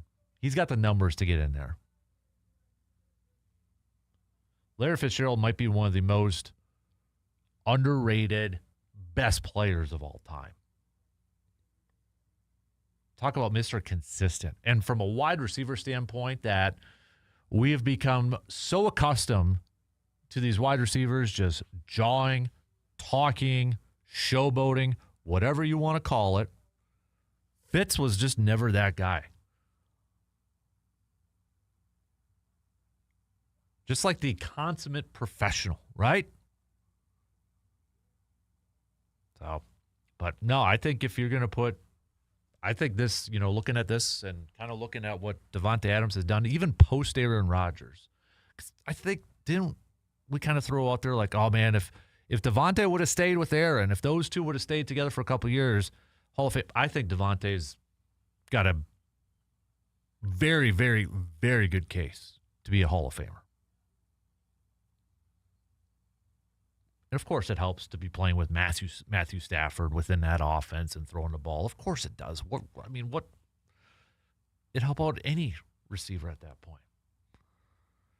And if the Rams do win a Super Bowl while Davante is there, it's just, to me, that's going to be signed, sealed, delivered. I feel like Super Bowl wins, though, when it comes to Hall of Fame resumes, mean a little bit more to probably the quarterback position. Just a little bit more. That's not the be-all, tell-all, because obviously Eli Manning would have been in first ballot probably. I think eventually Eli is going to get in, but I don't think it'll be this year. It's going to be, but going back to that Eli one, I'm curious to see who gets in first between Eli or Phillip. Phillip had the better numbers, but Eli's got the 2 championships. So who's going to get the edge? That's going to be a fun one. All right, let's take a quick break, and we're going to chat some Badgers with Mr. R.J. Cardinal. He's coming up after these quick words.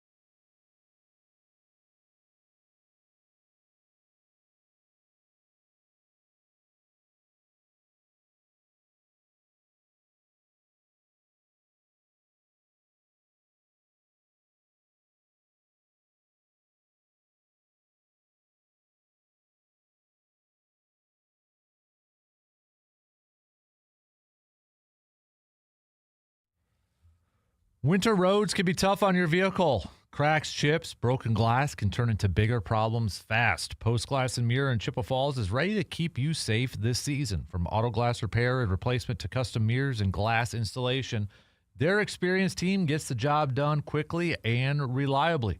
Don't let winter weather slow you down. Just visit postglassandmirror.com or give them a call today, 715-723-8676. Let's get right to it. Badger chat with our guy, Mr. RJ Cardinal. And, man, we got lots to break it down. First of all, RJ, happy Axe Week, man. How you doing? Oh, happy Axe Week to all who celebrate. Yeah, You had me a little worried when I tuned into the live stream today. Yeah. At least on YouTube, I thought I was watching an old show because it says it's the 18th. Does it say the 18th? So, no. I was it off does. yesterday, so there you have it. I gotta There learn it is. I got worried. I'm like, no, I want to know what he's talking about today, so I can chime in on something. So, but yeah, at least I now know because I can kind of hear myself. It's live. Multitasking and me is not my strong suit. So there you have Hey, it. that's fine. That's okay. You don't have to multitask. You're right. It's the best part. Exactly. Well, hey, we've got football, hockey. There's a lot to get to. Let's talk football. Another win against Illinois. Hey, it's another win against a ranked opponent, right? So, there's another ranked opponent. Yeah, there's a slight chance, right? Slim chance if Wisconsin can win this week and maybe squeak into a bowl game. I know they'd have to have a lot happen for them, but what was that like on Saturday? I'm assuming you were there, the environment and such. What impressed you the most with that game? The way this defense is shaping up right now, I wish they wouldn't play zone so much, especially when you got Ricardo Hallman, who, his best attribute is pressing. And if you could change that up a little bit, I think personnel-wise, probably don't have the secondary to create that and have the ability to play press. But there's times they do, and they do all right in it. That's about the only thing you can ask more of this defense, better secondary play. But, watching that game Saturday, you watched Wisconsin, I'm sure Illinois started with 7 plays and took 4 minutes off the clock. But when they gave that ball away and Wisconsin went 80 yards on 16 plays in 9.5 minutes, it was reminiscent of what we're used to, and they scored a touchdown. It's the first game of the year they scored in all 4 quarters. It's the most points in conference play they've put up at home. If you take the rest of the home games combined, they scored more points on Saturday than they did in all the conference home games combined prior to that. So that's the kind of season the offense has been having, but they did enough to put points on the board. The defense put them in good situations, and right after that first drive, I think we saw the tone that both the offense and defense were setting for this game. And, it's been that ball control offense that has the ability to hit a home run. And we saw that home run finally this year where your longest play is now not from the punter on the year.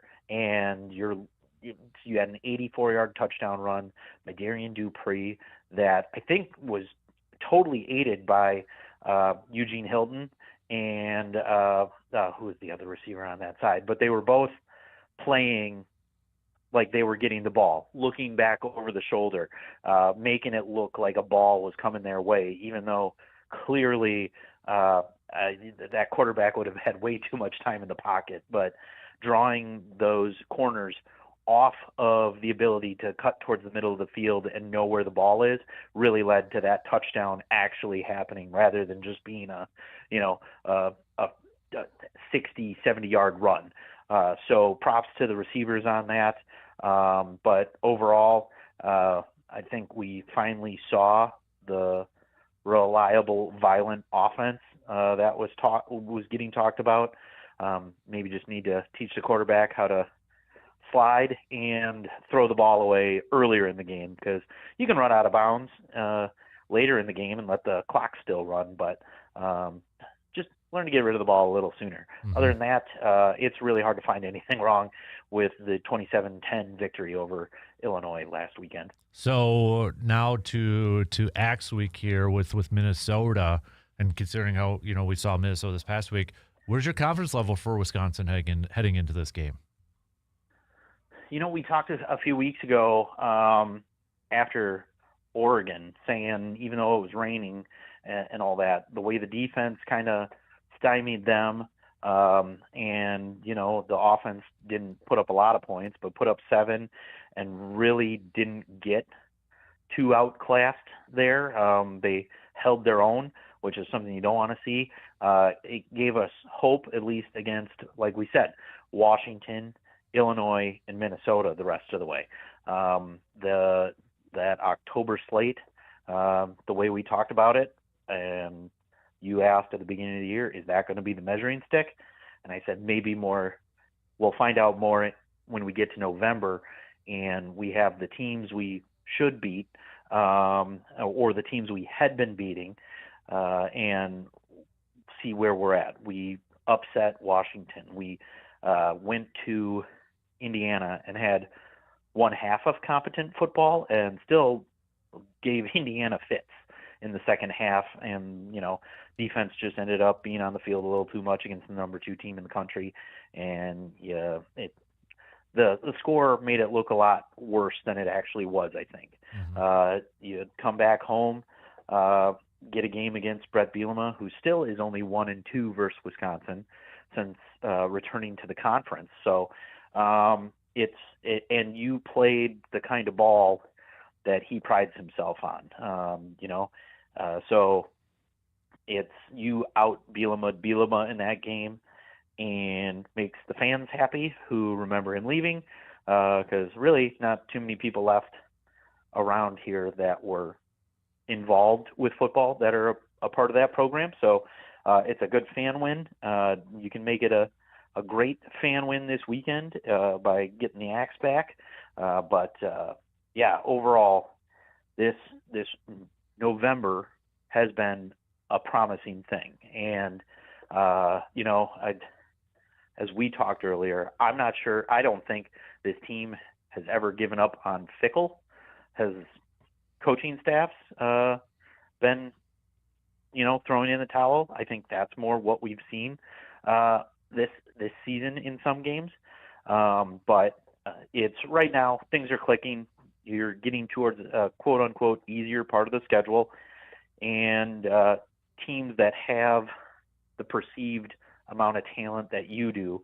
You pulled out two wins in the last 4 so far. So, and nothing's to say you can't go into Minneapolis this weekend and pull out another victory, because when Minnesota goes up against some competent defenses, they have shown to struggle to put points on the board. Their offensive line isn't what it has been the past few seasons. Their running attack isn't what it has been the past few seasons. Don't get me wrong, still have a good stable of running backs, but that O-line is really hindering them. Passing game's okay. All around, it's an okay team. Looking at their schedule, they've struggled against some of the worst teams in the conference as well. You go lose to Northwestern, went to overtime a couple weeks ago against Michigan State when Nebraska was ranked. You showed out against them. Home against Purdue, another putrid. You won by 7. They have a lot of one-score games that they've been in. They beat Rutgers earlier in the year, lost to Cal, and that was almost by 2 touchdowns, I think. And, Cal just fired their head coach. So, this game has the opportunity to help Wisconsin end on a win if we get the kind of performance like we saw last week and the first half against Indiana and the week prior in against Washington. So there is optimism there, and we're starting to see the younger guys that were part of the back-to-back top 25 recruiting classes play.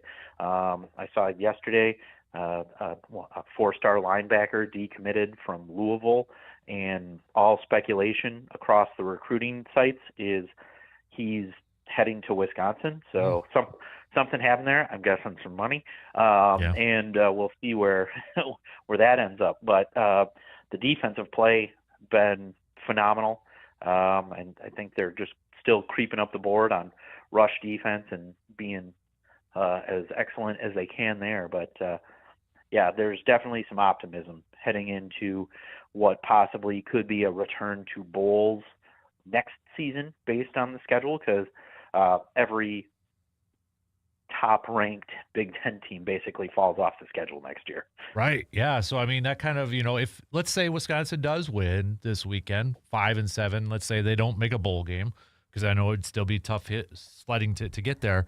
How does your outlook, just kind of considering the waves of the up and downs of this season has gone through, if they finish 5-7 with a couple wins, with Washington, Illinois, and then this Minnesota one where they get the axe, how would you look back at this season then? You look at it, and at least you can see it as a stepping stone. Success, you never want to call a losing season a success. You were 2-5 against ranked teams this season, as at the time you played them. And I guess, hey, that's something to look at. The last time you beat two ranked teams in a season was 2019. The last time you beat a ranked team in general was 2021. So things are, you can find some silver linings. Is it a positive season? I don't think so. I mean, you still have to look at it as a failure of a season, but can it be a failure and you can see the light? Sure. There's still a lot of positives on this season that we saw, especially defensively, but that D-line, I think most of them are going to be gone. Yeah. So you're going to have to retool there, and they put a lot of money into that D-line, and it helped improve things. So, I mean, it's depending on the quarterback, I think you have to go find a quarterback again. Carter Smith, is he been a shot in the arm? Absolutely. The team has responded to him. He generally takes care of the football, but it's still, you don't see teams having to respect his arm, even though we've seen some good passes from him, intermediate to low-level passes near the line of scrimmage. Haven't really seen anything in terms of extending the field, which makes it even funnier how the Illinois cornerbacks thought a pass was coming 40 yards downfield. But there's still a lot of things you have to get. I think in the receiver room, there's some talent there. Running back room, if Latimer still comes, you're going to have another stacked running back room, and that's if they all stay. So probably hit the line, both lines, and especially defensive backs in this transfer portal to maybe get stuff to where you need to be to have at least on paper the kind of talent to put together a winning season and hope to get 8 wins on your schedule next year, and moving forward back to bowl eligibility and not having to wait on whatever 18 teams do this weekend that have to finish with a 3-15 record or worse among those outcomes. I saw all the teams listed. I'm assuming that's solely based on eligibility of where they stand in bowl games and where they would fall in terms of academic progress rate in front or behind Wisconsin. I think most of them are behind. So if they finish 5-7, Wisconsin wins and finishes 5-7, they'll be ahead of most of those teams.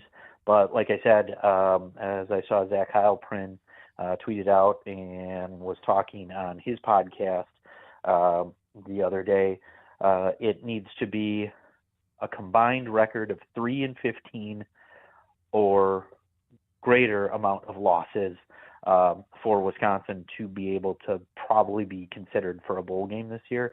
And I think somebody asked Fickle in the media conference the other day, and he said we definitely look into it, but it'll be interesting to see how it plays out. The only way you can even attempt to do that is to beat Minnesota. So, I mean, he even flat out said it. We got to worry about this week before we worry about any other extra potential games. So, yeah, and all the players immediately after that Illinois loss or win too were also, well, this was good, but we need to bring that axe back, and next week can be great. So, Right. Like the attitude on at least the guys who have been here 5 years that know the importance of this game.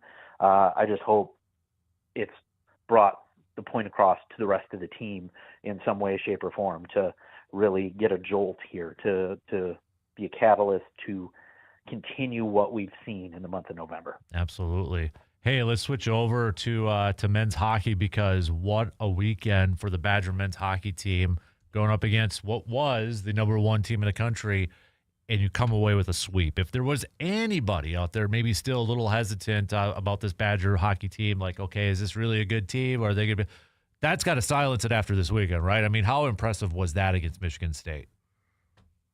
Yeah, and in the past 3 weeks now, you went to number 2 Michigan, split with them, and like we talked about at the time, that Friday night loss really more on Wisconsin, I think, than Michigan. They took advantage of some mental mistakes the Badgers had and ended up winning 7-4. But then next night, Wisconsin storms back and wins 6-1.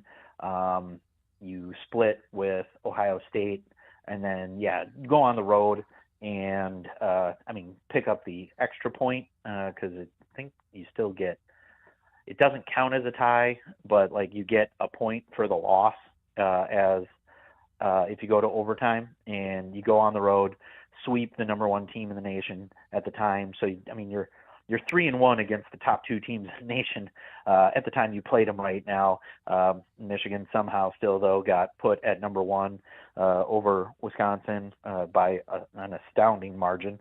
Don't understand that at all. You got 42 of the 50 first place votes.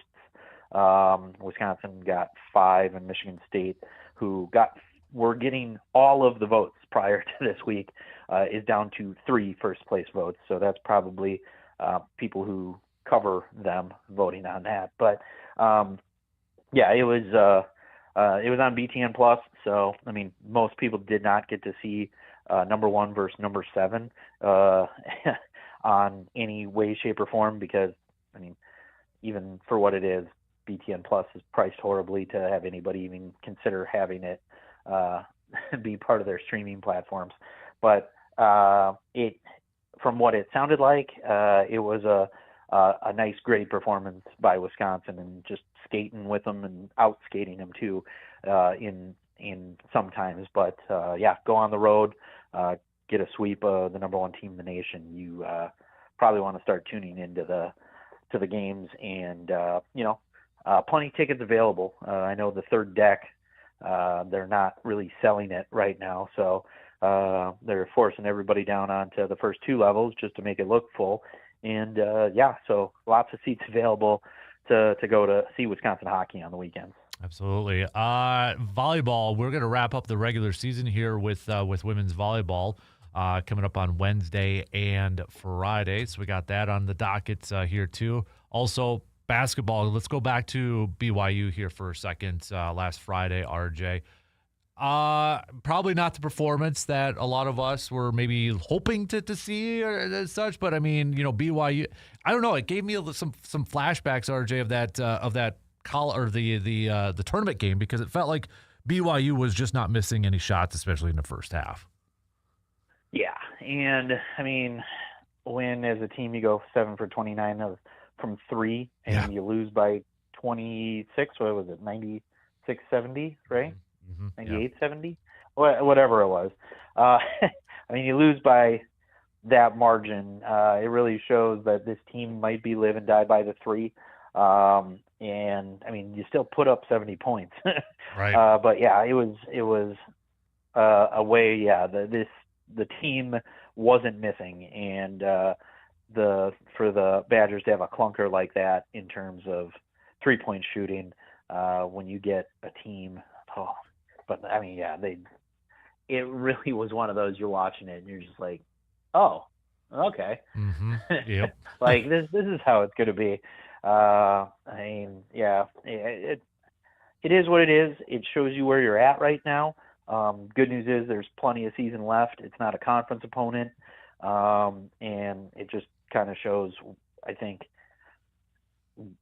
what kind of play Wisconsin needs to win basketball games. And like I said, I think starters only made 4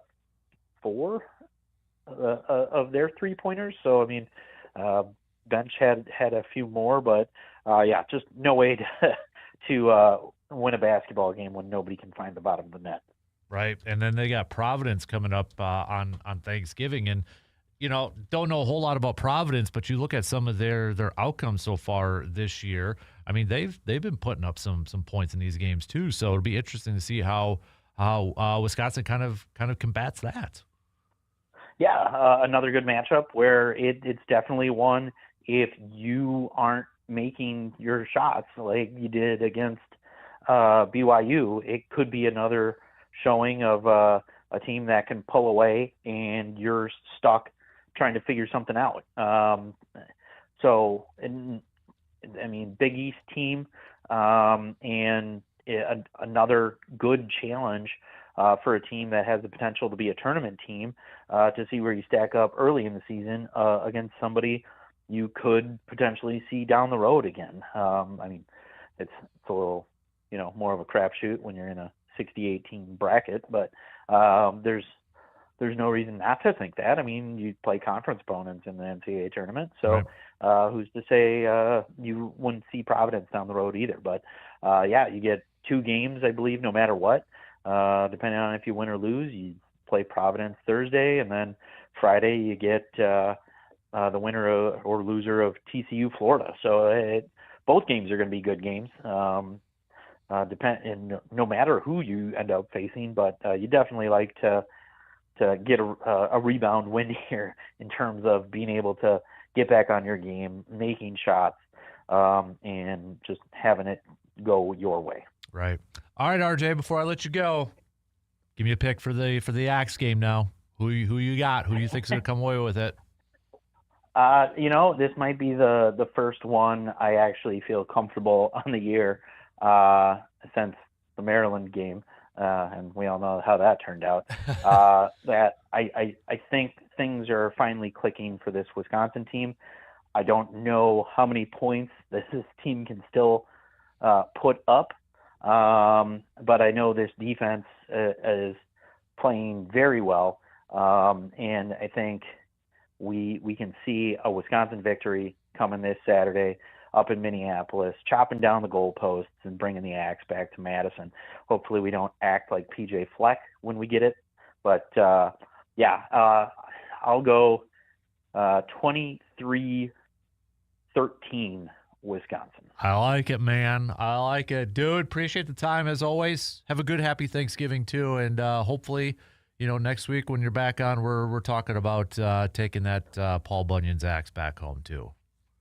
Oh, yeah. Happy Thanksgiving to you as well. Hopefully we can have that conversation. Quick shout-out to the ones we didn't touch.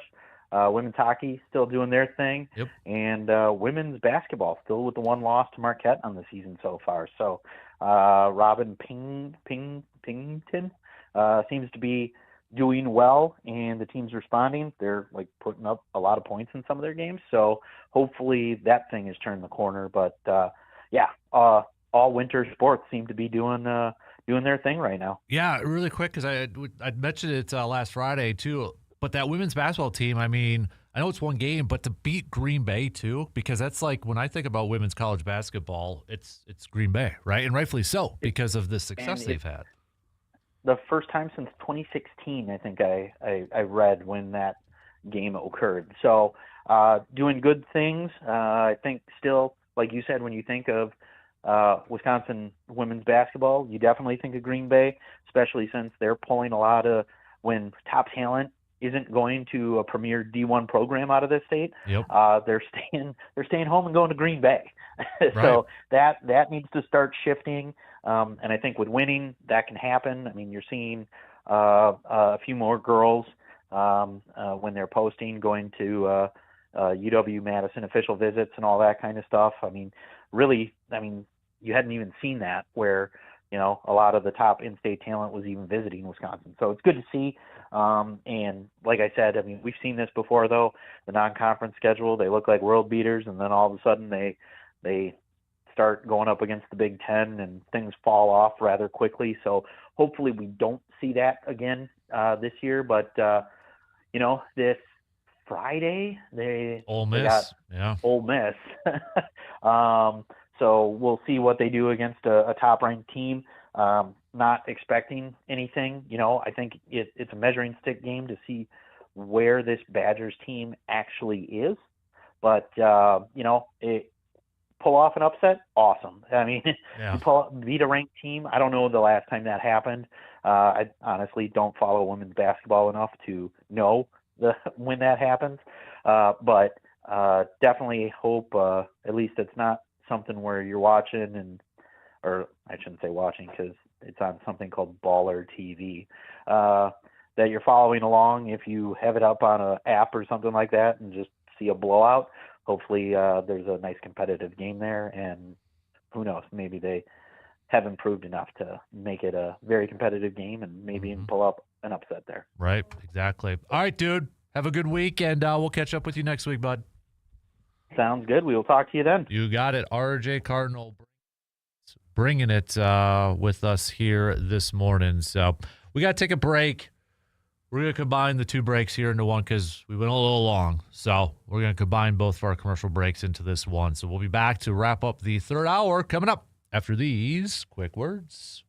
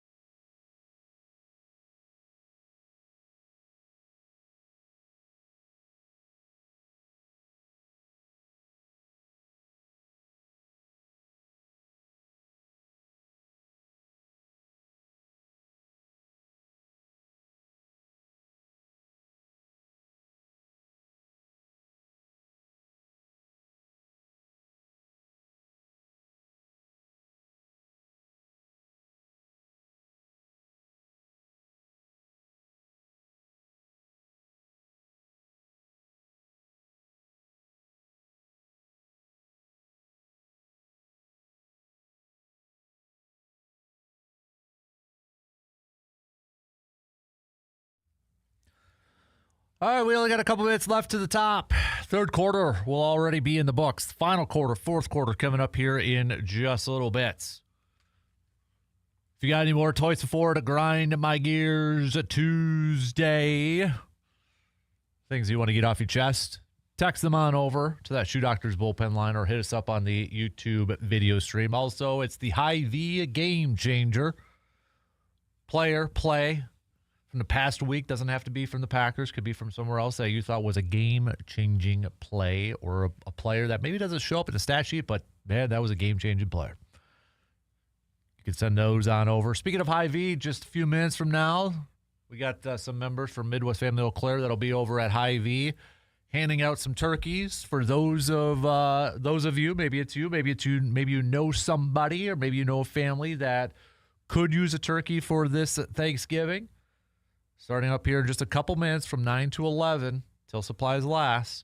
Some of our staff members are going to be handing out some free turkeys. No questions asked. So if, again, you know somebody that could use a turkey for this Thanksgiving, know a family that could use it, maybe it's yourself, stop on by. All right? Stop on by Hy-Vee here in Eau Claire. And a big thanks for everybody last Friday who donated some money so we can turn around and buy those turkeys and hand those out too. So, all right, coming up next hour, we'll get back to some more green and gold chat as we get set for Packers Lions. Speaking of turkey, Packers Lions. We'll talk a little Turkey Day football as we get set for that. So, we'll hit that up. Whatever else is on your mind too. Hey, you got a thought? You got a topic? Maybe you've been thinking about something in the deer stand all weekend. You're like, I want to throw this out to our armchair MVPs out there. That's where I do most of my thinking, is sitting in a deer stand. A lot of people go hunting just to kind of get away from it. That's where I get stuck in my own head and start thinking about some stuff and ideas. And sometimes it gets a little stressful because then I'm just like sitting there writing notes the whole time instead of maybe paying attention to if something's walking around in the woods or that. So, but hey, maybe there's something you were thinking about. Send it on over. All right, we'll throw it out there to the rest of the armchair MVPs that we got tuning in. So, but we'll start to take a look at this Packers Lions game. I know we'll do more of a typical breakdown, keys to matchup, keys to victory, predictions and such tomorrow. That'll be the last program for this week. So we'll do more of that tomorrow, but kind of get a little early glimpse. I'm asking you, Packers fans, where's your vibe? Little bit of a vibe check for this game, for this Packers game, as we get set for this matchup. How are you feeling? Confidence level. All right. Quick break. News updates, and we'll be back in just a couple minutes to kick off this fourth quarter.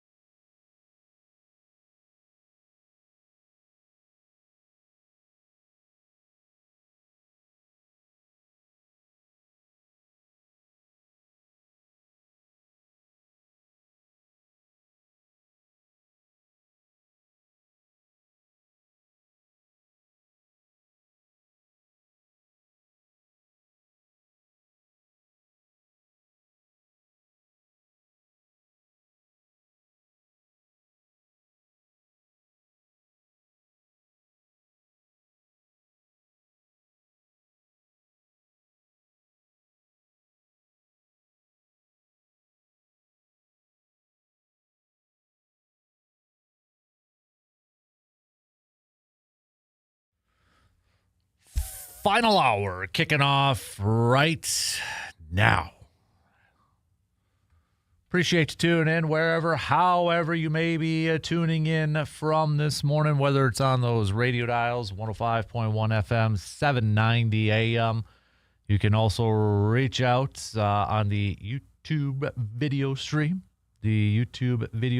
So check us out over there. Join in on the chats. Multiple different ways for you to hang out with us and chat with us here a little bit. So, all right. We've got another Grind My Gears. We've got John saying what grinds my gears are the Packers fans that are up. We got another one. This is a very popular one. What grinds my gears are the Packers fans that are upset that the Packers didn't win in a blowout. My vibe check is at a 7. I'm confident that the Pack get the win on Thanksgiving. All right. We got another one coming up here. It says that we've got, I'm feeling good. The Lions are, this is from Surveyor Sam, by the way. I'm feeling good. The Lions are beatable. And if the defense continues to play the way it's been playing, I see no reason we lose. I'm going 28-20 Packers in a good game where Love throws for 250 and 3 touchdowns. Gary with 2 sacks. And Carrington Valentine with the game-sealing pick. Surveyor coming in hot already with some of those predictions and picks. Okay. All right. Hey. We got more. We'll do more predictions and picks coming up tomorrow. Okay. I want to save a lot of our keys to victory, key matchups, and picks coming at you for tomorrow. So. But if you want to text those on over right now because you're like, hey, man, I'm not going to be able to do it. I'm going to be in the woods and that. Yep, just send those on over. 715-830-1912. All right, we'll get those over there. You know, I know to kind of go off of a majority of the grind my gears text that we've been getting this morning. I know a lot of Packers fans are maybe a little down, upset. Perhaps best way to say it, they're probably annoyed. I think there's a good chunk of Packers fans that are annoyed that the Packers didn't blow out the Vikings because it felt like a blowout game, right? Defense was playing absolutely fantastic, lights out, shutting everything down. Packers had a chance to blow off the doors. And you heard Greg Olsen kind of talk about it too. There was a chance to really kind of put the dagger into it. And you heard from Love and LaFleur after the game where both of them said, you know, just based off how the defense was playing, it kind of changed, or they talked about it from an offensive approach to, hey, let's just, you know, play mistake-free football. Let's kind of take the air out of the football, essentially waste down the clock, and let's go home with a victory. And I know a lot of people wanted to see a blowout victory. And I get it, because when I was watching it too, I'm like, man, it'd be nice if they just put a touchdown here and kind of maybe really put the nail in his coffin. But I understand it too, where, hey, let's take some time off the clock, because here's the other thing too. Green Bay was having some success running the football. It's not like they were just like 1 yard, -1, 1 yard, and then punt. They were having some success running the football. But I also feel like part of this was dictated by Jordan Love's injury with that shoulder, because he said he took a couple hits. And, I mean, you look at that third down play where Minnesota was just coming with the blitz. And Minnesota blitzes a ton. And he somehow gets it off, gets it to Dontavian Wicks. I think Jordan Love's injury to that shoulder, the way the defense was playing, all factored into how the offense, how Matt LaFleur kind of called the game afterwards. And I get it. I understand that. Okay? You don't get extra credit for style points. You don't get extra credit for beating a team by 30 points compared to 20, 22 point, whatever. You don't. It probably makes you feel all warm and gooey inside, and you feel a little bit better, especially since it's a rivalry game that you just completely blasted them.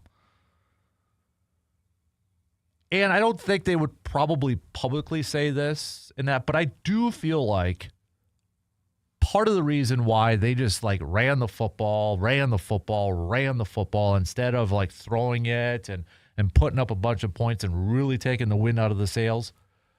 I think part of it was protecting Jordan Love. So they weren't putting him in a position to throw the football where maybe he was going to take a big hit or an unnecessary hit and potentially hurt that shoulder more. I do think that was a factor into some of the play calling. Again, I don't know if they would ever admit that, but I think it was. And I think the way the defense was playing, literally shutting them down and not letting J.J. McCarthy do anything, made that decision a whole lot easier for Matt LaFleur, for Jordan Love. And then you add in that Green Bay was having some success running the football. I mean, for crying out loud, over 100 yards for the first time in the calendar year. I get the decision. Is it an entertaining watch? No, it's not.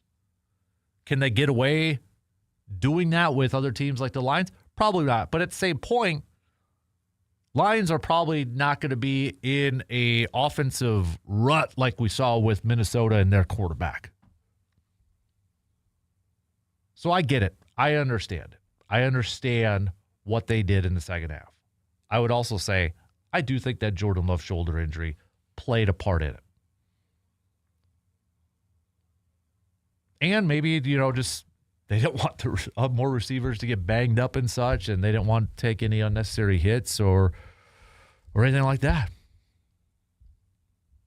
But yeah, there are a lot of, I'm sitting there in the tree stand and I'm watching this game and I'm like, it's already a long day because I ain't seen worth a lick in the woods right now. And I was like waiting all day. I'm just like, get to noon and make this time go by faster so I could watch this game. And boy, that game went by quick too. And it's like, geez, but it was easily the most comfortable I felt watching a Packers game this year. Like, I didn't feel like there was any way we were going to lose. Even when it was like, was it 10-6 or 10-3? And it just, the pure domination from that Packers defense, I was feeling good. Like, I wasn't worried. And I almost felt like, too, like the offense could kick it into gear a little bit more if they had to, if we got to that point. It was just first time, I think, this year where I felt calm, cool, collected throughout a whole game. I want to feel that more. I want to feel that more for these final 6 weeks. I don't know if we're going to, though. Maybe we'll see that last game in Minnesota, but I wouldn't even say that at this point. But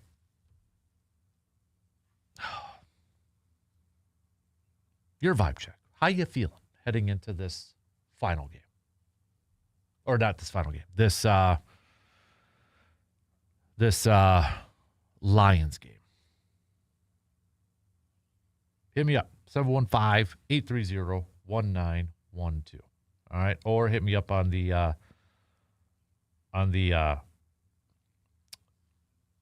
YouTube video stream.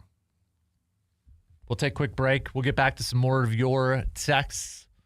All right. 715-830-1912. Talk some more green and gold. Talk some more Packers football. Hey, if you had any luck in the woods, too, feel free to brag about it. I'll be a little jealous. I think Surveyor Sam might be a little jealous, too. So, all right, we'll be back in just a couple minutes.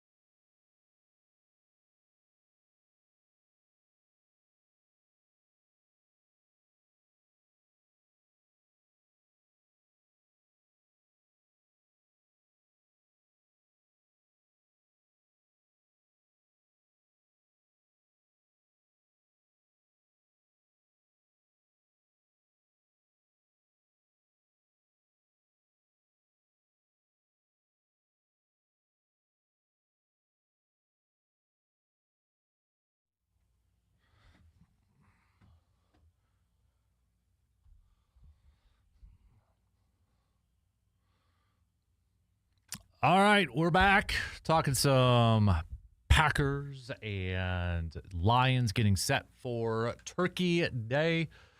Little Turkey Day festivities. Packers, Lions. Give me some vibe checks, Packers fans. We got surveyor Sam chiming in saying, I'm sorry, but a 17-point win in the NFL is a blowout. Yeah. So we got Brandon that says on YouTube, what grinds my gears is losing in fantasy by 2 points going up against Gibbs' 55 points. He couldn't have just scored 52 and let me win. I hear you, man. I hear you. You know, again, we'll kind of do more of the breakdown and the keys to victory, key matchups, all that stuff. But when I look at this game, and I'll just tell you, like, I think the biggest key matchup for Packers-Lions on Thursday is going to be how do the Packers take out Jahmyr Gibbs? Like, how do they stop Jahmyr Gibbs? And you look at that first game of the season, week 1, and it was a long time ago. Things have changed. We get that. But you look at that game, and you look at how the Packers neutralized him. 9 carries, 19 yards. He had 10 catches, but just for 31 yards. So then you look at some of these other games where, and especially as of late here, let me just kind of go through some of these games and looking at Jahmyr Gibbs' numbers and how they've reflected whether they're going to be whether it was a Lions win or a Lions loss. So the Giants game, this past game, okay, overtime. Jahmyr Gibbs, 15 carries, 219 yards, 11 catches for 45 yards, 3 touchdowns, 2 rushing, 1 receiving. Win. And their loss to the Eagles, 12 carries, 39 yards, but he did have 107 yards in receiving. But they neutralized him in the running game. Washington, 15 carries, $142, 2 touchdowns rushing, 4 catches for 30 yards, a touchdown receiving. The loss to the Vikings, just 9 carries, 25 yards, 3 catches for 3 yards, no touchdowns. Tampa, 17 carries, $136, 2 touchdowns, 3 catches, 82 yards. If you can slow down Jahmyr Gibbs, if you can keep him out of the end zone, you're going to have a decent shot to come away with a victory. Now, how do they do that? It's easier to say, this is what we got to do. How do you do that, though? How do you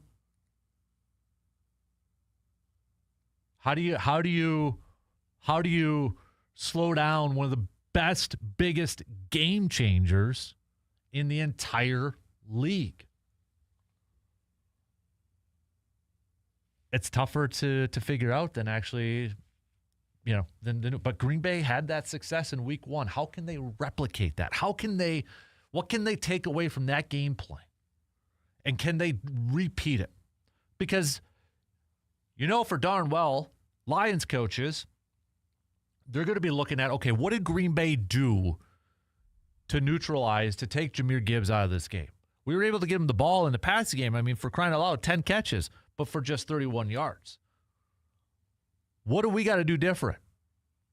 You know darn well Detroit's going to be looking at that. And they're going to look at different ways to get Jahmyr Gibbs involved in this game. The biggest thing, you got to bring him down.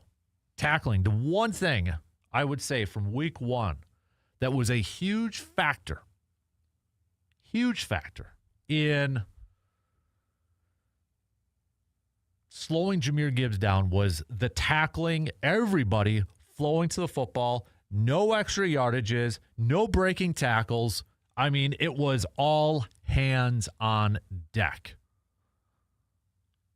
And that's got to be the approach again with Jahmyr Gibbs, whether it's in the running game or in a passing game. Don't let the man get in space. That is where he's going to be the most dangerous. That is where he's going to be that game-changing, taking over the game type player. If you can slow that down, take that away, you got a really good shot at coming away with that W. And that also, so that's a lot focusing on the defense, right? Defense slowing down Jahmyr Gibbs. But the Packers offense can also play a role into that. They can play a role in slowing down Jahmyr Gibbs by just simply controlling the football, controlling the time of possession, coming away with touchdowns, getting off to fast starts. Can the Packers play complementary football in this game? Can they play that defensive, offensive complementary football to help neutralize this Lions offense, specifically maybe a little Jahmyr Gibbs? Because, Sam Laporta he's out. Detroit still got a lot of weapons in this one. Whether it's St. Brown or Gibbs, they're going to try to find ways to get the ball in their playmakers. They've got options to fill in the role of Sam Laporta, and that doesn't take away for how good Sam Laporta is. But it's going to be a big test for this Packers defense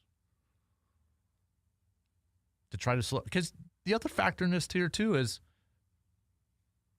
Lions probably want to avenge a Week 1 loss. They're in their home stadium. Big-time game. You got a Lions team currently on the outside looking in the playoff chase. There's a lot at stake in this game for both teams, for this division, for this NFC playoff run. There's a boatload at stake. This is kind of a playoff game. Like, that 2023 game for when Jordan Love, and the Packers made that run to make the playoffs. That was a bigger game for Green Bay. It was a huge game, monumental game. But this is a big game for both these teams. Can you imagine if the Giants somehow, or I shouldn't say somehow because they almost did, but if the Giants pulled off that victory on Sunday against the Lions, and the Lions are sitting at 5 losses heading into this game? Whew. Yeesh. It was so close to happening. It was so close to the Bears losing, too, to the Steelers. And we'd be talking about Green Bay back in first place. And can they hold on to first place here in the next 6 weeks? But during my lifetime, we've had a lot of Packers Thanksgiving Day games. And we've had a lot of Lions and Packers ones. In terms of importance, this one, oh, boy. If it's not 1, it's 2 in my lifetime. It's definitely up at the top. You're talking about a game that could have major implications all across the board. And you look at for just specifically for both these teams, we know the Bears, they've got a tough schedule coming up and such. We know that. And we know Green Bay's got a really tough schedule coming up too. However, you look at like Detroit's schedule coming up here. They still got to play the Rams, which they may be the best team in the NFC, one of the best teams across the National Football League, and probably even for some people, the best team right now in the National Football League. They've got the Rams. They got to play the Cowboys next Thursday. Cowboys have gotten better. Let's not kid ourselves, okay? They have gotten better. With George Pickens, maybe up to a number 1 wide receiver status, CeeDee Lamb. The defense is playing better. So you look at these next 4 weeks here. You've got Packers, Lions, Cowboys, Lions, Lions, Rams, Steelers, Lions, Lions, Vikings, Lions, Bears. It's a hell of a schedule. So where's that vibe, Packers fans? How you feeling? Let me know. All right, we got to take a quick break. We'll have more coming up after these quick words.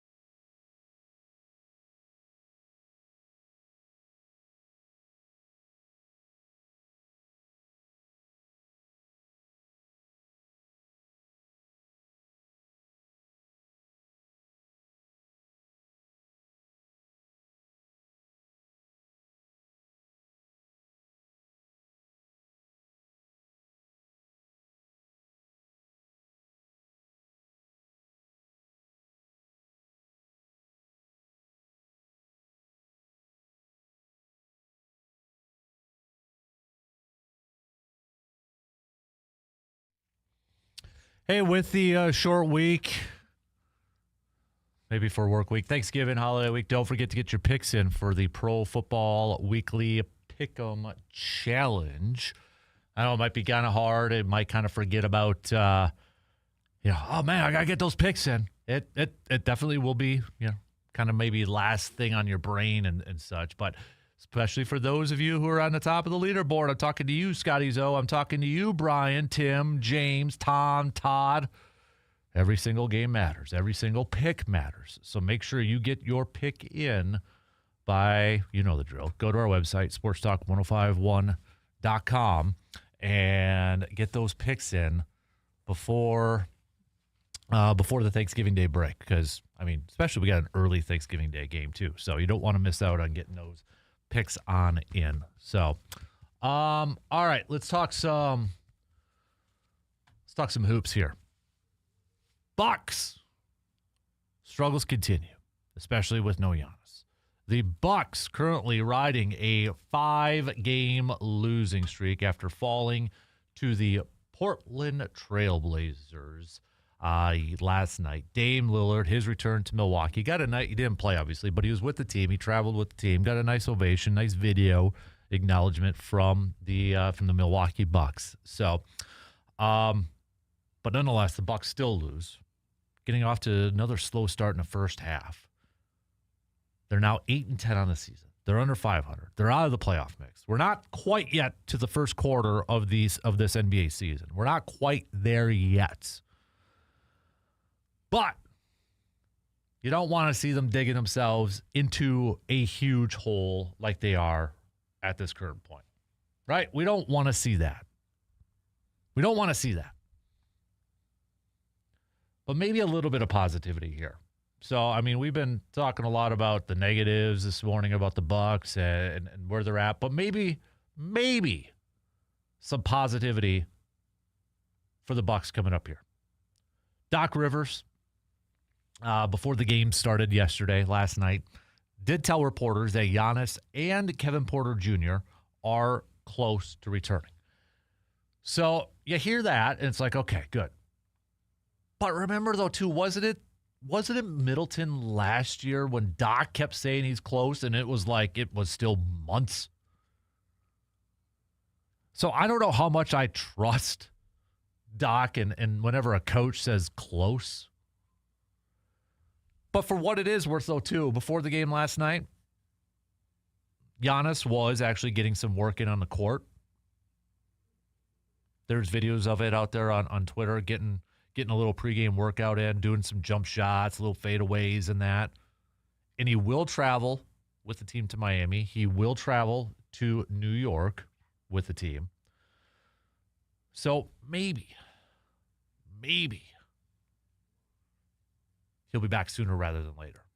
And when I'm not a doctor and I'm not, that type of, like looking at the film, to me, he looked good shooting those, getting the ball down in the paint, doing a little turnaround face up, little fadeaway, such. Putting a little bit on that groin, testing it out. Anybody who's had a groin injury, it's moving. If it's the right, it's like moving there or planting your foot there and putting some weight on it. Kind of bites you. But, man, they could use him. And, man, they could use probably – Ryan Rollins has done a very good job. A very fantastic, just absolutely fantastic job. But I'm really curious when Kevin Porter Jr. does come back. First of all, how does that rotation work? But second, that is another offensive guy. And a lot was going to be put on his shoulders this year from an offensive standpoint.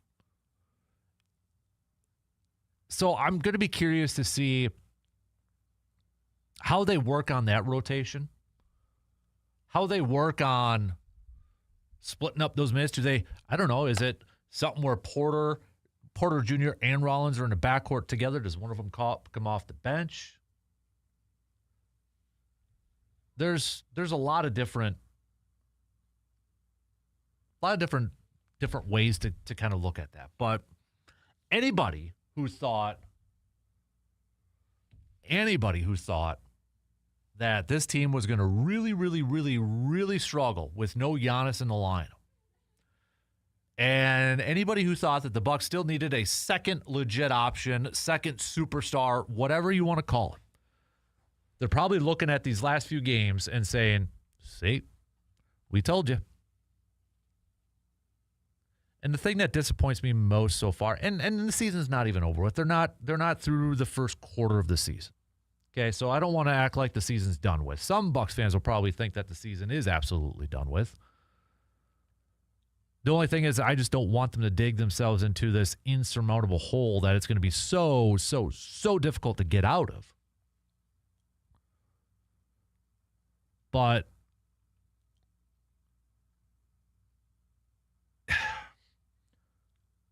this team was built with Giannis playing the majority part of the time. I mean, you look at this team, they were handcuffed with what they could have done financially in a lot of aspects, right?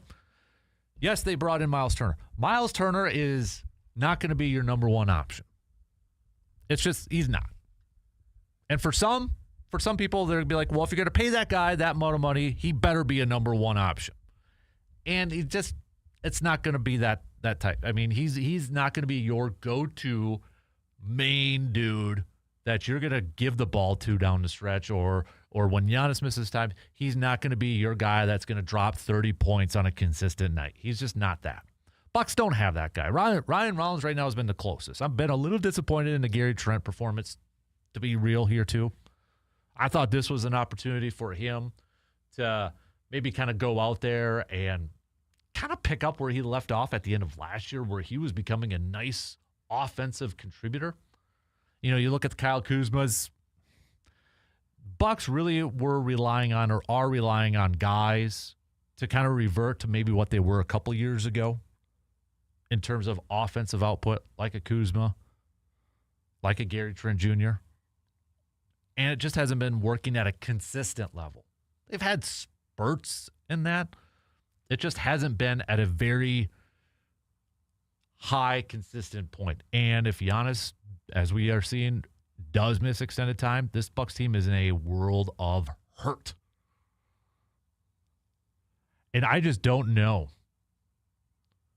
You know, odds are Giannis is going to miss time again this year, whether it's load management. He's not going to, whenever he does come back, he's not going to play every single game. But how many more games can the Bucs afford at this point to not have Giannis in that lineup and still be a not just a playoff team, but a team that gets to the playoffs and wins a first round series, bare minimum. And the fact that we're talking about just winning a first round series as bare minimum is kind of sad. I think it's kind of sad because the expectations should be a little bit higher. And the other part in this whole thing too is the more that the Bucs fall in these standings, you're going to get the cat calls. You're going to get the calls from the national talking heads, all those people that want to see Giannis get out of town. They're going to say, see, that's why he should be out. When, oh, I'm sorry, Giannis hasn't been playing. It's a big reason. It'll go back and forth, and they'll say, well, this is why he should leave, because he needs to go to another team where he gets more help, and it's not all on his shoulders, and yada, yada, yada. Going to be like that all over the place, no matter what you say.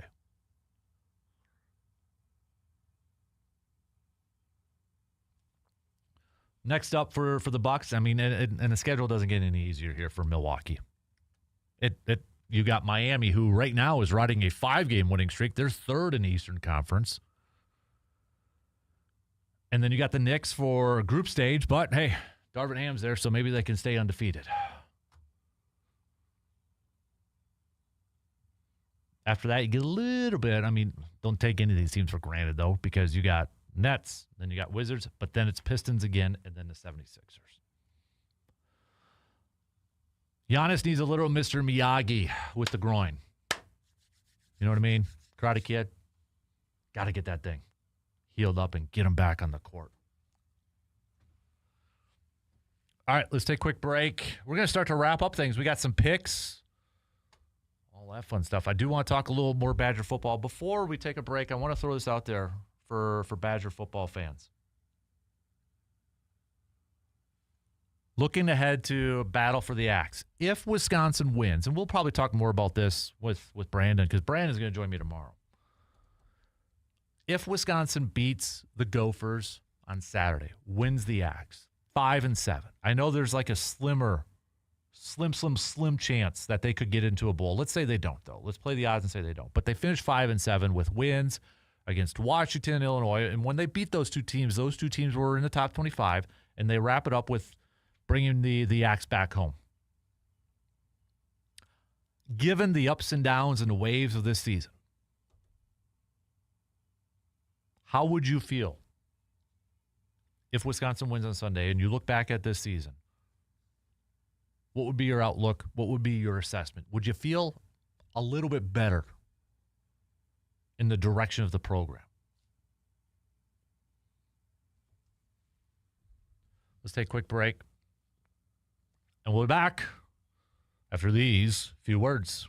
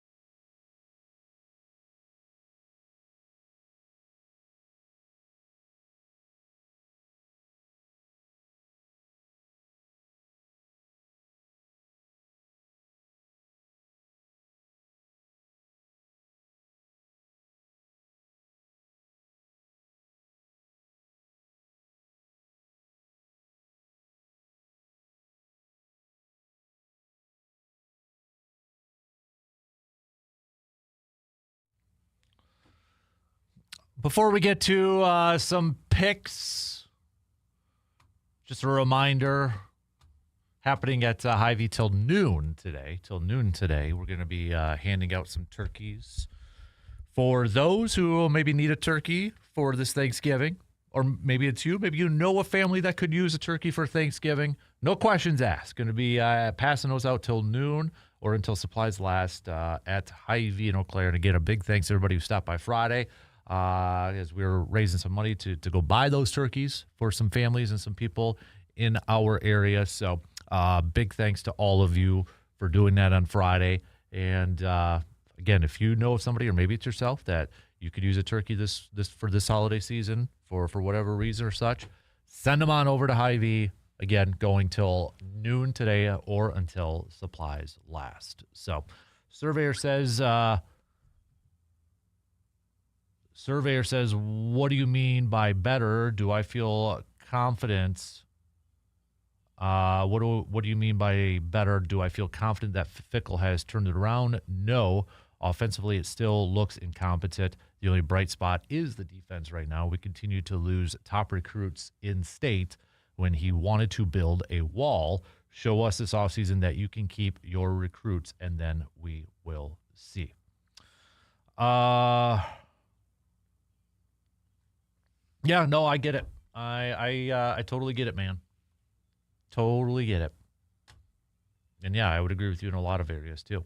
So, all right, let's do some picks here, shall we? Let's bring up the schedule. We got a little NHL, we got a little NBA coming at you. We'll even throw some college basketball games into this one. So let's start off with, where am I at here? Let's do college basketball first. We're getting into that tournament time, like holiday tournament stuff. What are some of the games on the docket here? How about, let's go Iowa State at Creighton. I'm going to go Iowa State for this one. We've got St. John's taking on Baylor. I'll go St. John's. 17, Tennessee taking on number 3, Houston. I'm going to go with the Cougars of Houston. How about just scrolling through the litany of games here? Michigan at Auburn. Number 7, Michigan, taking on number 21, Auburn. I want Auburn, but I'm going to go with Michigan. Yeah, that's about it for some of those college hoops games. Let's do some NHL games on the docket. We just got one. Dallas and Edmonton. I'll go with Edmonton. NBA schedule, we just got 3 of them. Atlanta at Washington. Give me the Hawks. Orlando at Philly.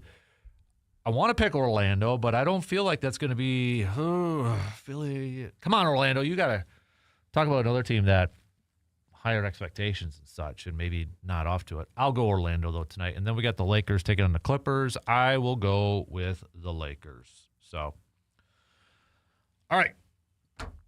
Those are your picks for this morning. Again, coming up tomorrow, Brandon's going to be joining me, so kind of a Friday, Wednesday show. Little football Friday on a Wednesday. Packers fans, your homework assignments are this. Keys to victory, key matchups, your predictions. Give me a bold prediction. Your players that got to have a game. I want all that. We'll probably cram some Friday stuff that we normally do on Friday into tomorrow. So we'll hit that up along with what we usually do on Wednesdays, a little Am I Wrong? And then we'll do a little Chalk Talk. So think about your Am I Wrongs? Your sports opinions, your sports thoughts, takes. Am I wrong? Am I wrong for thinking blah, blah, blah, blah, blah? That's your homework assignment for tonight. Got to work ahead because we're doing a little Wednesday and Friday combo coming at you tomorrow. Not sure exactly what the Packers practice schedule looks like today, but yesterday, because it is a Thursday night game, they released an estimation. And on it, honestly, not that bad. Carl Brooks was a DNP. I wonder if Lucas Van Ness had a little bit of setback. He only had 6 snaps in the game on Sunday. DNP. Keyshawn Nixon, a DNP. Matt LaFleur did call him day to day. Say what you want about Keyshawn Nixon for this year and such. I will say I would rather have him on the field going up against the Lions just because of the wide receiver depth. You know, you got Jameson Williams. You've got St. Brown. They'll have a plan in place. Cabal, I thought, had a nice game on Sunday filling in. Carrington Valentine is just continuing to play at a high level. But, yeah, I would like him available from a depth perspective in this game. So, other than that, you had, and Savion was a DNP too. I think they're really just managing that foot injury of his. But Quay Walker would have been limited, so he would have returned to practice. Nate Hobbs, say what you want about him, but again, depth purposes, he would have been a limited participant.